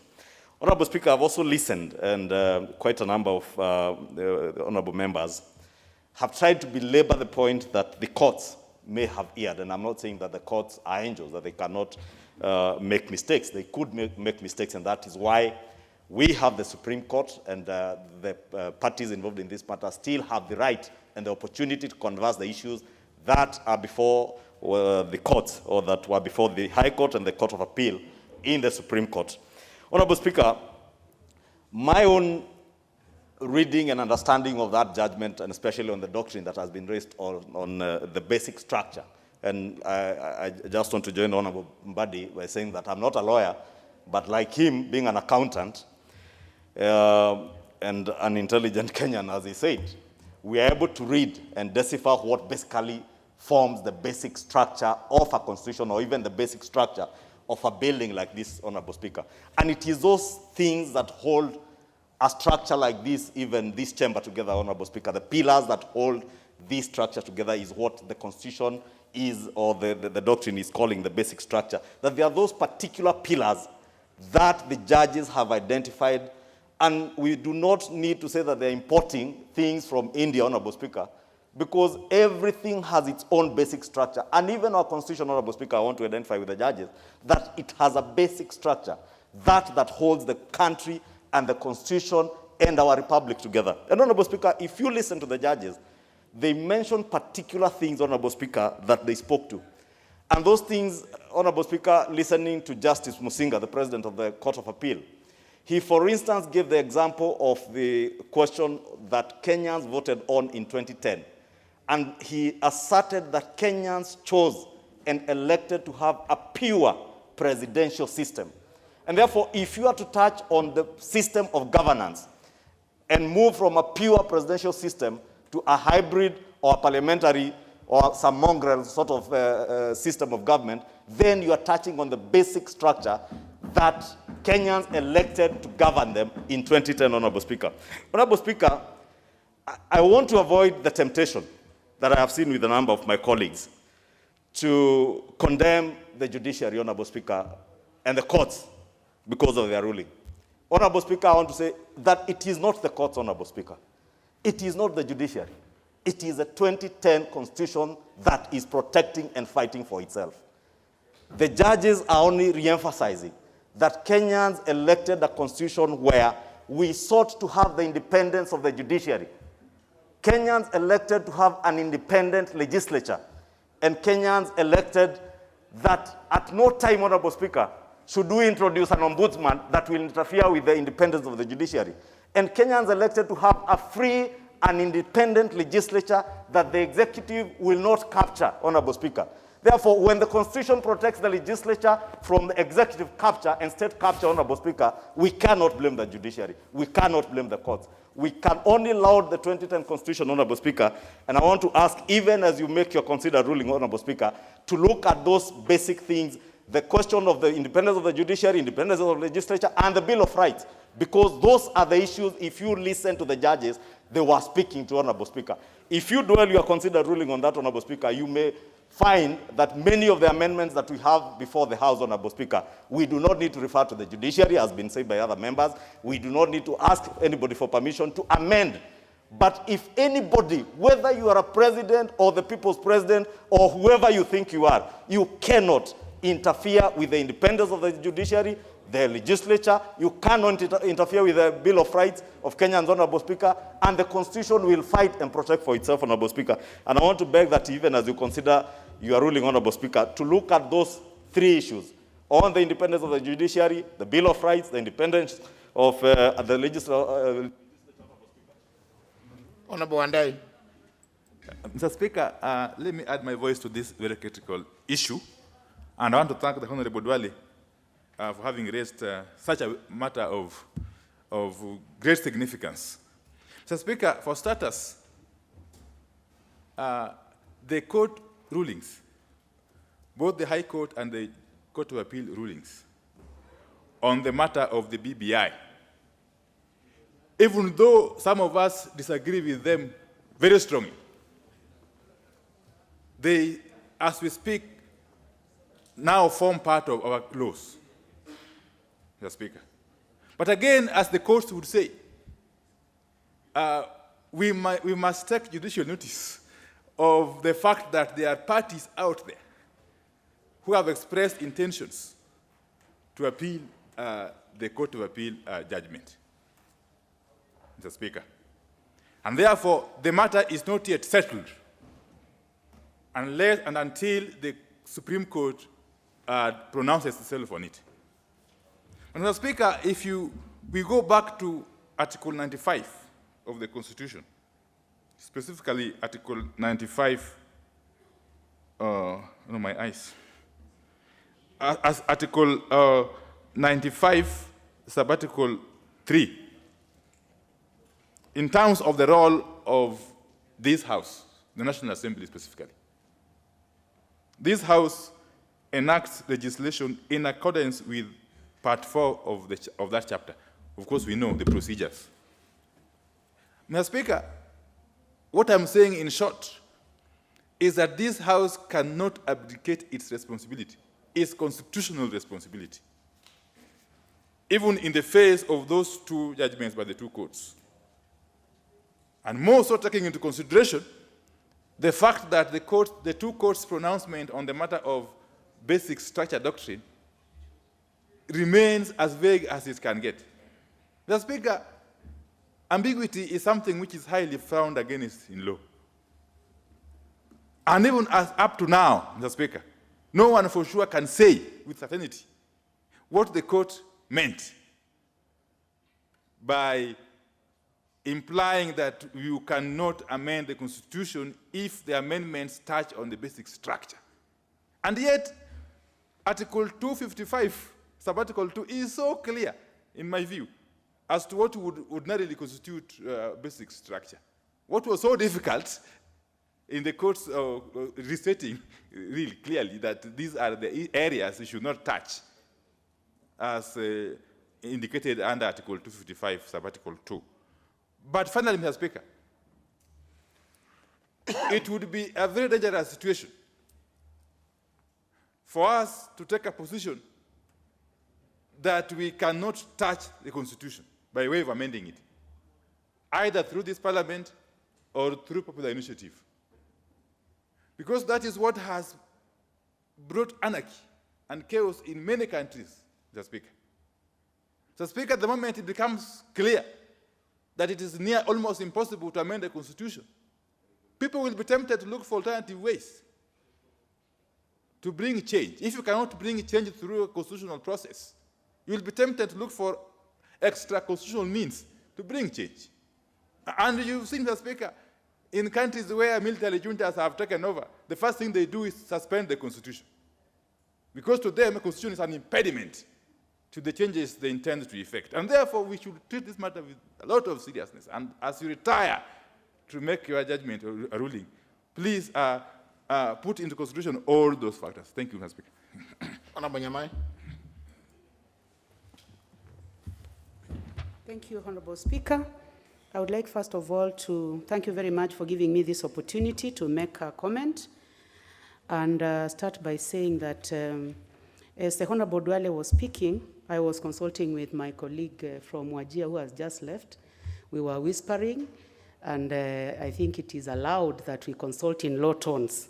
So if you heard what I was saying, then I do not mean to disrespect him or disrespect this august house which I was elected to. Mr. Speaker, first of all, the matters that the Honorable Duale has raised are weighty and they are worth your considered opinion, direction, and ruling. Mr. Speaker, I was just wondering aloud as the Honorable Duale spoke, and I listened carefully to what the Majority Leader said. And I have listened to all the honorable members who have raised matters on this subject. And I can hear all of us wondering whether there is a possibility of this House being remotely controlled by another institution somewhere. And Honorable Speaker, I would like you, as you read through what the Honorable Duale has raised, and also the comments that others have given, to ensure that this House is not gagged. As he spoke, Honorable Duale raised the issue of the time that this House spends in dealing with legislative proposals, bills that are brought to various committees. And I was just thinking about what has already been brought by various members to the CIOC committee, which is chaired by my colleague who is seated here. And the question is, when a member is raising a legislative proposal or a bill, they do it with a purpose. And so far, a lot of resources and time for this House has been put in this. Is it a solution to say, then let us drop everything because we are listening to another institution at another level? So, Honorable Speaker, I would like to say that kindly consider this and as you give your guidance. And also, the matter that has been raised in Honorable Duale's statement and also raised by the courts. And I'm so careful not to touch on matters, even those that seem to have been concluded by the courts. But the question is, why is this doctrine issue being introduced in this House at this time? Bearing in mind the sensitivity of it. Is this doctrine that they mentioned, is it a foreign word within our Constitution, or it is a matter that we can prosecute? Mr. Speaker, as I said, I have not really researched on this subject, but I would like you, as you give us the guidance on how to proceed on this matter that has been raised by Honorable Duale, to consider that the role of legislation and representation that we have been given by the people who send us to this House, that it is not pulled down smoothly by another institution seated somewhere and we lose out on the work that we should do. Thank you, Honorable Speaker, for giving me an opportunity. Honorable Seli. Thank you, Mr. Speaker, for this chance to also give my thoughts on this. I wish to thank the Honorable Duale for bringing up this matter. Mr. Speaker, even as you bring us your considered opinion on this matter, perhaps you need to keep in mind that what has happened with the courts is that they have virtually blocked any popular initiative, because there's no way Wanjiku, Nekesa, Mora will raise the capital to be able to do all those things the court said they should do in order to have a popular initiative. So that avenue is more or less closed. So the only avenue open now is the parliamentary initiative. So, Mr. Speaker, when you give your opinion, please consider that that is perhaps the only avenue left for us to amend the Constitution and allow these bills to run their course. Some of those bills might then require a referendum. Some of them might not. So I think, Mr. Speaker, it would be good to let those bills run their course in the House. Because, Mr. Speaker, we are not foreigners in this country. The judiciary did not come from Mars. The judiciary is part of this country. And we must accept that whatever vicissitudes the rest of the country goes through, those things also have such that the judiciary has thrown out some acts of parliament passed by this legislature. The judiciary has annulled many appointments by the executive. So there's been that push and pull. So we cannot pretend that those things are not happening. They are happening.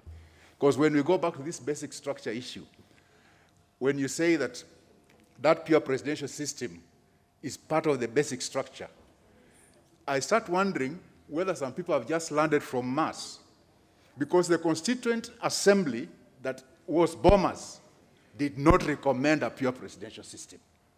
This pure presidential system was a creature of some people in Naivasha. It was not from bombers. So if we base on it to say this is the basic structure, and one of the main amendments of it was to get what came from bombers from the Constituent Assembly.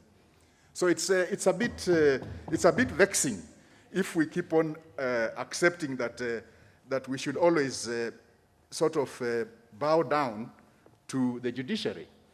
I think we should be collaborative. We should work in tandem, not antagonistically. So, Mr. Speaker, when you do make your ruling, I hope you'll take all these things into consideration, because we don't want a situation where everybody's at war with the other.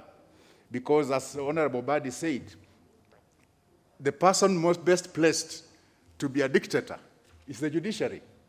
They can annul everything the executive does. They can annul everything the legislature does. And we don't want that to open that kind of avenue. So with your considered ruling on this, I hope that you'll take all this into consideration so that we don't create a more acrimonious situation than we already have. Thank you, Mr. Speaker. Honorable Nyikal. Thank you, Mr. Speaker, for giving me this opportunity. And may I also allow Honorable Duale for bringing this.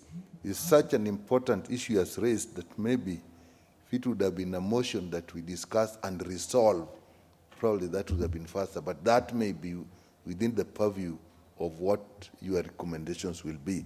But, Mr. Speaker, to me, what I see is that actually we are in the process of implementation of the Constitution, and that perhaps there are still certain areas like where we got ourselves now that we have not looked up. So it looks to me like it's very important that the COEC, the Committee on Implementation of the Constitution, should constantly look at our Constitution and bring out areas where there are gaps that would create problems if they were to be handled at a time of a crisis when interests are high. I think that is the basic issue that came. Because, Mr. Speaker, when I saw what went in court in the whole issue of BBI, it was to a large extent process. How does Wanjiku start a popular initiative? And I think that was the main issue. And it has now come, I'm not a lawyer, but it looks like when you have an area where there are no clear letter of the word, then obviously the courts have to make their own decisions, and then it attracts a lot of interpretations from many people, including non-lawyers. So then we are saying we need to have those clearly stated somewhere. Mr. Speaker, it's also sad because when you get to that issue, that situation, then the contents of the issue, such as the contents of the BBI, gets lost in the process. And once that happens, then the whole process gets politicized. And it is now easy to see it in terms of pro and against instead of the content of what is being discussed. So, Mr. Speaker, the only content I saw here was the doctrine of basic structure. But this word has become so popular. I'm not a lawyer, but it has become so popular. It's so romantic that it looks like something that if you touch, you can't touch it. I cannot imagine myself also that the people will come together, create a constitution, and then they are told, this constitution you created, even you can't touch it. How can that be? I think even in our constitution, the provisions that said, if you want to do this, this, and this, you go through a referendum, to some extent, really gave what those, the basic structure are. And that is probably what we should have used.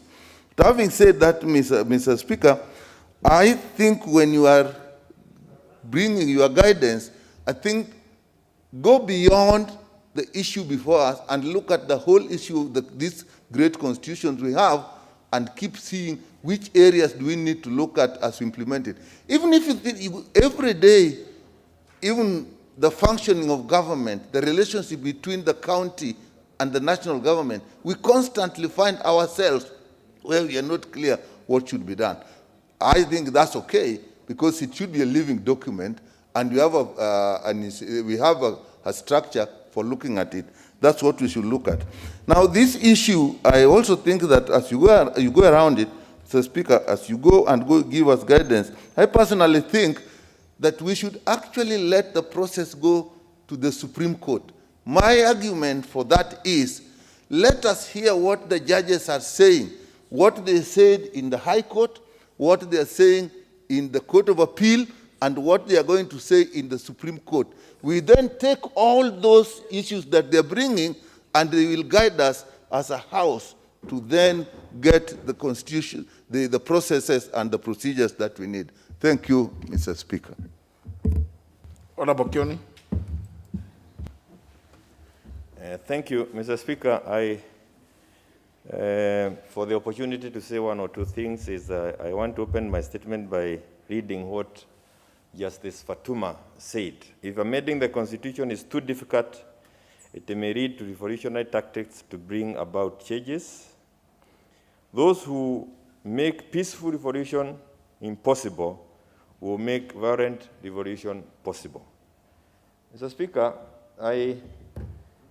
at the beginning of this term, with your permission, we went and visited Brazil as a committee of CIOC. Sorry. And our experience in Brazil is something that we need to learn from us as members of this House and also as a country. They have a constitution that is, by and large, similar to ours, even in terms of age. But they ran into a problem. And the problem they ran into, they are trying to get out of it now. And the problem they are into is that the country is no longer controlled by the executive or the legislature, but by the judiciary. And they are trying to get their way out of that control by the judiciary. These are not tales. These are things, they are not things you are guessing around. They are things happening in a country that we visited as members of parliament. And the mistake that they made was that they allowed the judicial overreach. Today in Brazil, the judiciary can arrest even a member of parliament from the floor. They can start a case against the president at any time. And these are issues that we need to be aware of and issues that we need to be careful about. Mr. Speaker, yesterday we were out in Turkana as Turkana County, Rodwa. I see my colleague Yusuf, Member of Parliament for Kamkuji. And we were having public participation on a Constitution Amendment number 40. And the opening statement from one of them there is that we want everybody elected, including chiefs. If you allow me to say it in Kiswahili, kila mtu apigiwe kura. And you know, that while we didn't get to the depth of that statement, but you could see that's a fundamental statement coming from an ordinary person out in the county of Turkana. What informs him to say that he wants everybody voted for? It's something that we may want to go back and ask him why, but we didn't have that time. Article 94 of our Constitution, I know members of Parliament keep saying we have three functions, and it is true we have the three functions. But Article 94 also seems to add another function, and that is protecting the Constitution of 2010 has been given to to members of Parliament. Parliament has the role of protecting the Constitution. I've gone through the functions of the judiciary. Theirs is to interpret. And Mr. Speaker, it is important that we understand that if we are the ones to protect the Constitution, it's unimaginable that somebody can then think that we have to go to the judiciary every time we want to deal with the Constitution or amend the Constitution, for them to allow us to do what we are supposed to do, including amending the Constitution. So, Mr. Speaker, this ruling that was given, and it is useful because it has helped us to get into a lot of debate. I was involved in the making of the 2010 Constitution at one stage or another. I cannot remember anywhere where we all wanted to have eternal crosses that were eternal, like the Bible. You cannot rewrite the Bible. The Bible was written by God, by Jesus, and you cannot rewrite it. So when you talk of eternal crosses, It's like we give ourselves crosses that we can no longer touch. We will all die with the way they are written. I don't remember that kind of a discussion, where we give ourselves articles in the Constitution that we cannot amend. I know, and I believe, and I know that is a discussion we had, that it is the amending of articles that is different. Some will require referendum, others will not require referendum, others will have to get, you can amend them through popular initiative. So all these channels were opened in our Constitution, where we thought that these are fundamental issues that relate to our country. We said that you need to go to the people through a referendum. Mr. Speaker, I also want to associate myself with the issue of the popular initiative. This popular initiative, if it's not, again, given another interpretation by the court, has been taken away from Wajiko, because Wajiko cannot be able to amend the Constitution through popular initiative and conduct civic education, be able to do Honorable Kioni, I will give you an extra minute because I also want you to tell the House where the referendum bill is. Thank you. Mr. Speaker, I wanted to say that even bringing the Constituent Assembly together was also impossible. And we remember, Mr. Speaker, when we passed the 2010 Constitution, we said down on IBB also that there are those individuals who made it impossible for us to process those bills, and perhaps they're rejoicing because now they seem to have cost us. So, Mr. Speaker, I'm saying, as a committee of CIOC, we worked on those two issues that the court talked about. IEBC quorum, and we finished with that bill, and also the issue of the referendum bill. And we went through public participation. They are in the process. They should have been brought to the floor to be processed. That was way before Kimunya came into office, for those who want to talk about it. I wish Duare was here to tell us why is it that the House Business Committee never prioritized them. I thank you, Mr. Speaker. Honorable Akoth. Thank you, Mr. Speaker, for giving me this opportunity. And Mr. Speaker, I want to thank Honorable Duale for raising this issue. Mr. Speaker, let me start by saying that I very respectfully and honorably disagree with the courts, especially on the issue of the basic structure. Mr. Speaker, I want to say that just the way the country has given us this opportunity to legislate as members of parliament, we have also given honorable men and women the opportunity to serve us in the judiciary. And when they sit in that position, they sit as a few honorable men and who will give their views, which may differ from our views. And I speak with authority, Mr. Speaker, as also a lawyer. And as a lawyer, I can say I can disagree with them respectfully. That does not mean I disrespect the judiciary. Mr. Speaker, I listened to Honorable Mbadi on my way here, and I want to agree with him that any arm of the government can actually be autocratic. And we must always guard and ensure that none of them goes way above what the powers that they have been given in the Constitution. You should not go against your powers. The president can't go against his powers. Neither can the judiciary, Mr. Speaker. And I think when the judiciary goes against their powers, there are people who want us to walk stealthily around them like they are sacrosanct, they are God. The only person I do not challenge is God.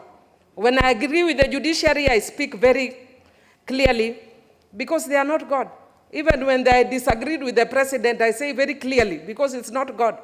And if I disagree with you, Mr. Speaker, I will say clearly because you are not God. The only person I may disagree with, but I will not say, is God. And Mr. Speaker, I want to say, yes, I may disagree with God, but I may disagree, but I will not say because it's God. Mr. Speaker, I want to say the reason I do not agree with the basic structure concept is, Mr. Speaker, I know that I was a litigator on the issue of public interest law or public impact litigation, what you call the lacunas or the lacunas of law, generally, Mr. Speaker. But this applies when there is no provision in law. When there is clear provision in the Constitution about the way we need to go, then we can't operate as though we are working in a vacuum. There are very clear provisions. But assuming even the basic concept principle was correct, Mr. Speaker, that the Constitution has a structure that we must adhere to, then in international law, it is already stated, Mr. Speaker, and our Constitution in Article 2.5 already provides that the Constitution of Kenya will accept every principle of international law. And Mr. Speaker, one of those principles is actually what is called the jus cogens principle, Mr. Speaker. And in jus cogens principle, Mr. Speaker, it provides that no country shall provide for standards or shall provide a law or shall legislate a law that goes against certain standards. And Mr. Speaker, those standards include issues of self-determination, issues against torture, Mr. Speaker. But what the court is saying does not include this, Mr. Speaker. And we don't even need the judiciary to go that way, because those jus cogens principles raise what we call erga omnes obligations, which are obligations that will emanate from every country against Kenya if we were to make those decisions. Mr. Speaker, I think this is a very dangerous path, especially for minorities. Mr. Speaker, as you are making this decision, I know that hii mambo ya Biblia iko kotini na iko sasa inaenda Supreme Court. Tuwape nafasi kwa kisheria. Tuna mambo nyeti tunataka kuangalia, mambo matatu. Jambo moja, kuna shida kubwa sana kwa sababu ya ugonjwa wa COVID. Hiyo ni mambo ya muhimu katika hii bunge tukua tukifikiria. Tunasema kuleta katiba mpya wakati watu wanakufa. Tunaletea nani? Na watu wanaletewa. Hiyo mbele yetu, uamuzi wa Supreme Court na uamuzi wako utupe direction. Tujue ni mambo gani tunahitaji kufanya. Lakini tuna mikakati ya mambo ya muhimu ya kuweza kusaidia nchi yetu. Watu yetu wako kwa shida, iko njaa, ng'ombe zinakufa, hatuko tayari kwa chochote, tunawasindikisha kwa mambo yale sio ya muhimu kwao. Mambo nyeti iangaliwe, Bwana Speaker. Nashukuru sana. Well, I think now finally, because we may be veering off from the issue raised by the Honorable Duale, let me hear the member for Ndiwa, and then we close, because you know, some of them it's not exactly. Yes, Honorable. Thank you, Mr. Speaker. Mr. Speaker, my own worry in this is that the process of public participation or popular initiative was challenged.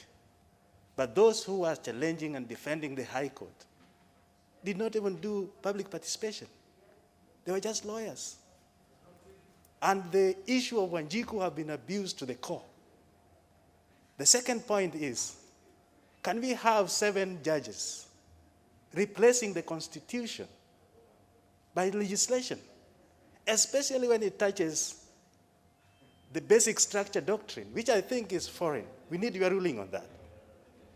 Number 3, Mr. Speaker, I listened to the 10 hours deliberation. You to talk enthusiastically like you do when it is on Court of Appeal. Otherwise, you are ruling. So that indeed, for purposes of you know, convenience and even to appreciate where we are at. So it was not about, it's just the place of those bills relative to that judgment, and also whether the House should continue and the committees should continue considering those bills and legislative proposals, as the case may be, depending on which is where. Indeed, one was by the Honorable Flores Mutua, which I think the House was debating just the other day before we went to recess. Is it about the 2/3? And another one about the one by Honorable Sholei, the one that seeks to increase the number of women. Is it 136? I don't know. So maybe some of you who came late may have gotten carried away thinking that that's part of the basic structure of this question, or the issue he raised. But it is, in terms of in relation to the ruling, the judgment of the court, where do we stand? Can we as a House proceed, continue with those bills, or do we stop and await further guidance? I think we'll be making, and it was important that I was able to hear many ideas, including some which may not have been very useful. But of course, today being a special sitting, they say ngumzo mtaani in Swahili, part of it, because it's not going to be helpful in making that determination. So, honourable members, I doubt that so please, with regard to this issue of what was raised by the Honourable Duale, I think let's just rest it at that point. I think, and that's why I was issue, because I am aware that currently the committee on sector in many of your considered rulings before, and in particular, Speaker, I remember on the 10th of June 2014, on the issue of the recall of cabinet secretaries, Honourable Speaker, and how committees in this House would go about the procedure of recalling or impeaching a cabinet secretary, Honourable Speaker. You indeed, in that ruling, Honourable Speaker, there is a point where you said that you do not countenance that the House or committees of this House would go on a fishing expedition. Honourable Speaker, in many other rulings, you have ruled, in fact, that our committees should not be on fishing expeditions. We should not dwell committee business and the business of this House, Honourable Speaker, on matters that we pick from newspapers or electronic media, Honourable Speaker.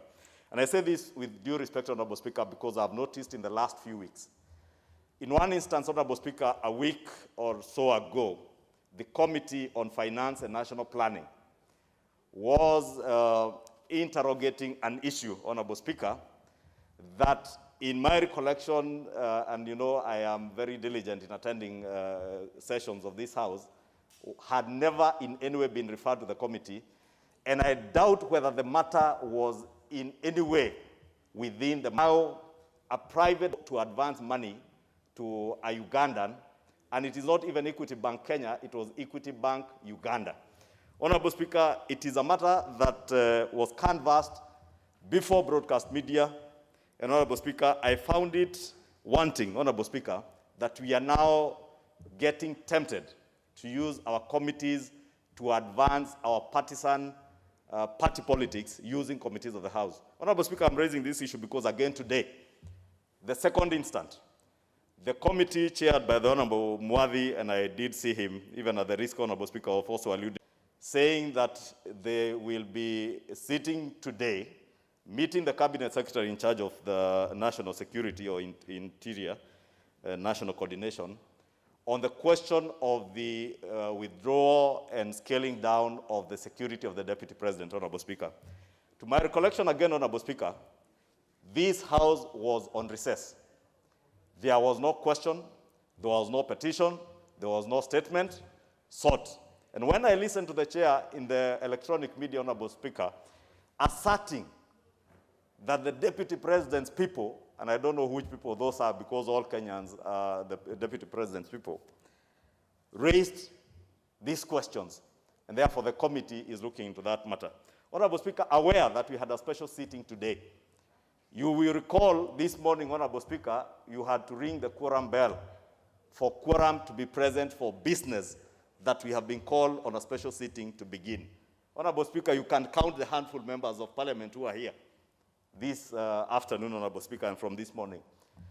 And aware that that committee is now sitting, Honourable Speaker, and I'm privileged to have perused through some of the documents that have been tabled before that committee, Honourable Speaker. Either the chair of that committee or certain members of that committee are using the committee either to advance other things other than those that we ought to be inquiring into, Honourable Speaker. I am aware, Honourable Speaker, I've just looked at the business before that committee. Honourable Speaker, there are 55 questions that have been referred to that committee. It's not yet clear when I checked at the table office this morning how many of those have been responded to. They have 32 statements that we have sought, including my statement, Honourable Speaker. I think 2 of my statements that are touching on the lives and the security of Kenyans, Honourable Speaker. Some that touch on banditry issues in the counties of Samburu, Laikipia, Turkana, that members and the recent skirmishes that were there in Marsabit, Honorable Speaker. Out of the 32 statements sought, only 12 have been responded, Honorable Speaker. Therefore begs the question why this committee would be so overzealous, Honorable Speaker, to get into business that has not in any way been referred to them by the House or from the Chair, Honorable Speaker, and be overzealous. And Honorable Speaker, there are indications that indeed the Cabinet Secretary in charge of the Interior is the one who has orchestrated that meeting to be held this morning with print and electronic media fully broadcasting the proceedings of that committee live. And Honorable Speaker, when we talk about state capture and the executive capture of this legislature, Honorable Speaker, and that's one of the issues, Honorable Speaker, I would want you to guide us on. How do those other people outside there, how do we come to allow cabinet secretaries and functionaries of government, Honorable Speaker, to cause committees to sit for them to come and advance whatever issues they want to come and advance and use our parliamentary processes, Honorable Speaker, either to cleanse or sanitize their actions, Honorable Speaker? To me, Honorable Speaker, this is going to the core of belittling the mandate of this House, Honorable Speaker. And also, Honorable Speaker, playing games with the oversight role. And I'm not saying the committee should not inquire into anything. They have every right to inquire, Honorable Speaker. But we must not allow the committee to be used to cleanse or in any way, Honorable Speaker, to use parliamentary privileges to disparage people who cannot defend themselves before that committee. I have seen part of the documents tabled, Honorable Speaker, is information that has been tabled before that committee listing all the properties, farms, businesses, kiosks owned by the Deputy President and how many officers are guarding those premises. How I wish, Honorable Speaker, we would have seen the same Cabinet Secretary indicate how many GSU officers are guarding his own house in Karen, how many are guarding his house in Nyamira, how many are guarding his farm in Kiserian, Honorable Speaker. Honorable Speaker, maybe you should also tell us how many are guarding me and you, Honorable Speaker, because we must not use the privileges of this House and committees of the House, Honorable Speaker, to advance our partisan politics, Honorable Speaker. We are all members before this House, Honorable Speaker, like I am raising today. But I must not use this floor, Honorable Speaker, to disparage even those that I believe not to use this House or committees of this House to sanitize and cleanse their deeds or misdeeds in government, Honorable Speaker. If you want to offer information on the Speaker, Honorable Speaker, I think you should be able to bring a petition or a motion before this House, a question or a request for a statement, and you'll be able to inquire on things relating to anyone. Thank you, Honorable Speaker. No, member. That's not, he rose on a point of order, and he wasn't seeking, he wasn't seeking your views. No, members, let me just, for avoidance of doubt, the Honorable Ishongwa decided to rely on standing order number 218. Honorable Kioni, you cannot sit. Honorable Kioni, you cannot be sitting. The Honorable Yambo, I am on my feet. How long? For avoidance of doubt, that is actually being out of order, Honorable Kioni. Honorable Kioni, you cannot sit there and start shouting that you're on a point of order. Which point of order? Who gave you the leave to say you are on a point of order? You cannot. He has risen, he stood in his place, citing, starting on number 218. Honorable Ishongwa, cited standing order number 218, but overlooked standing order number 216, which deals with the mandates of committees, departmental committees specifically. And more particularly, subsection 5, of Standing Order number 216 states that the functions of a departmental committee shall be to A, investigate, inquire into, and report on all matters relating to the mandate, management, activities of the assigned ministries and departments. In doing this investigation, the committees can act, they are at liberty to act without seeking authority from the House. Suo moto. The next is, the committees also have a function to study the program and policy objectives of ministries and departments and the effectiveness of the implementation. Study and review all legislations referred to it. Study, assess, and analyze the relative success of the ministries and departments as measured by the results obtained as compared with their stated objectives. And more importantly also, investigate and inquire into all matters, this is important, all matters relating to the assigned ministries and departments as they may deem necessary and as may be referred to them by the House. But on their own, the committees are not limited. I think with regard to what the Honorable Ishungu has raised, rather than me going to wait to do a communication on this, because all committees have been doing, you go to the fourth schedule, you know the areas you cover, the activities of the various ministries and departments. You're at liberty. You don't have to come here to say that we want to go and find out whether people are doing irrigation. No. The Ministry of Water, whether it is doing irrigation in which part, that's your mandate. You don't have to come here all you need to do is to ask the clerk's office to facilitate you to go and find out who is being supplied with electricity, last mile connectivity, all such like things. You don't come to the House. It's just the clerk's office to facilitate a particular committee.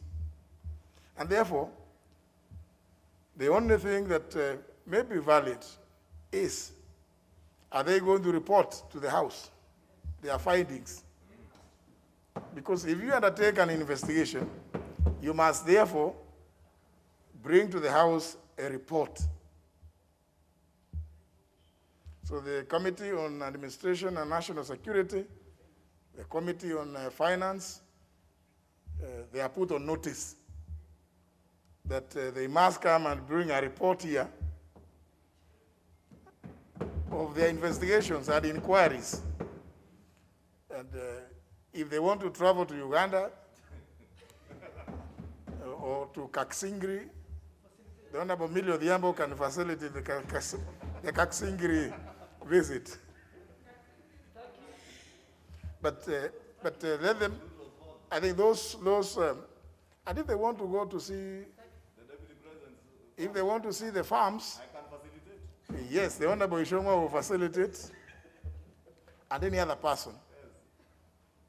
But I think the point I think the Honorable Ishungu was raising, more importantly, is please, committees, stick to your mandates. And when you do so, if you make inquiries like those ones, bring a report to the House. Let the House benefit from your inquiries and investigations, if at all, as long as they are well-founded. But also, of course, the committees should give us their schedule of activities. And I think the further point is the one on the various statements that have been requested by members. When you have those functionaries appearing before you, you ought then also to take advantage to place before them those questions and requests for statements which have been filed with them, so that they can respond also at that time.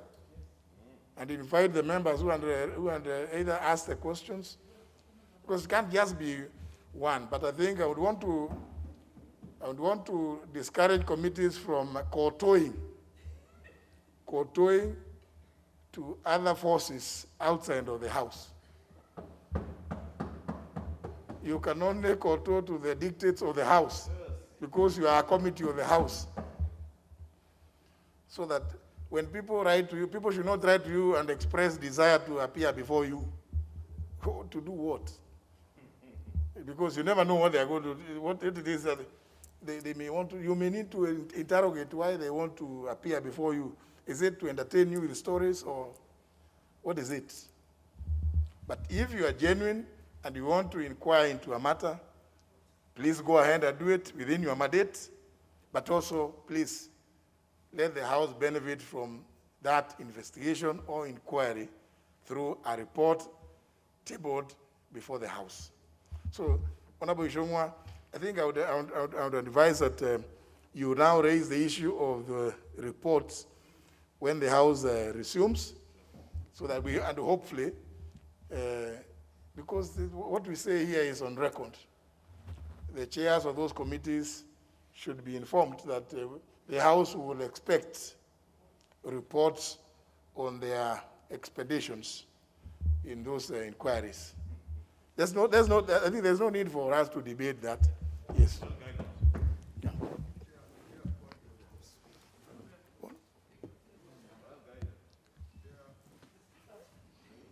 It's not on the same matter, Honorable Nyikal.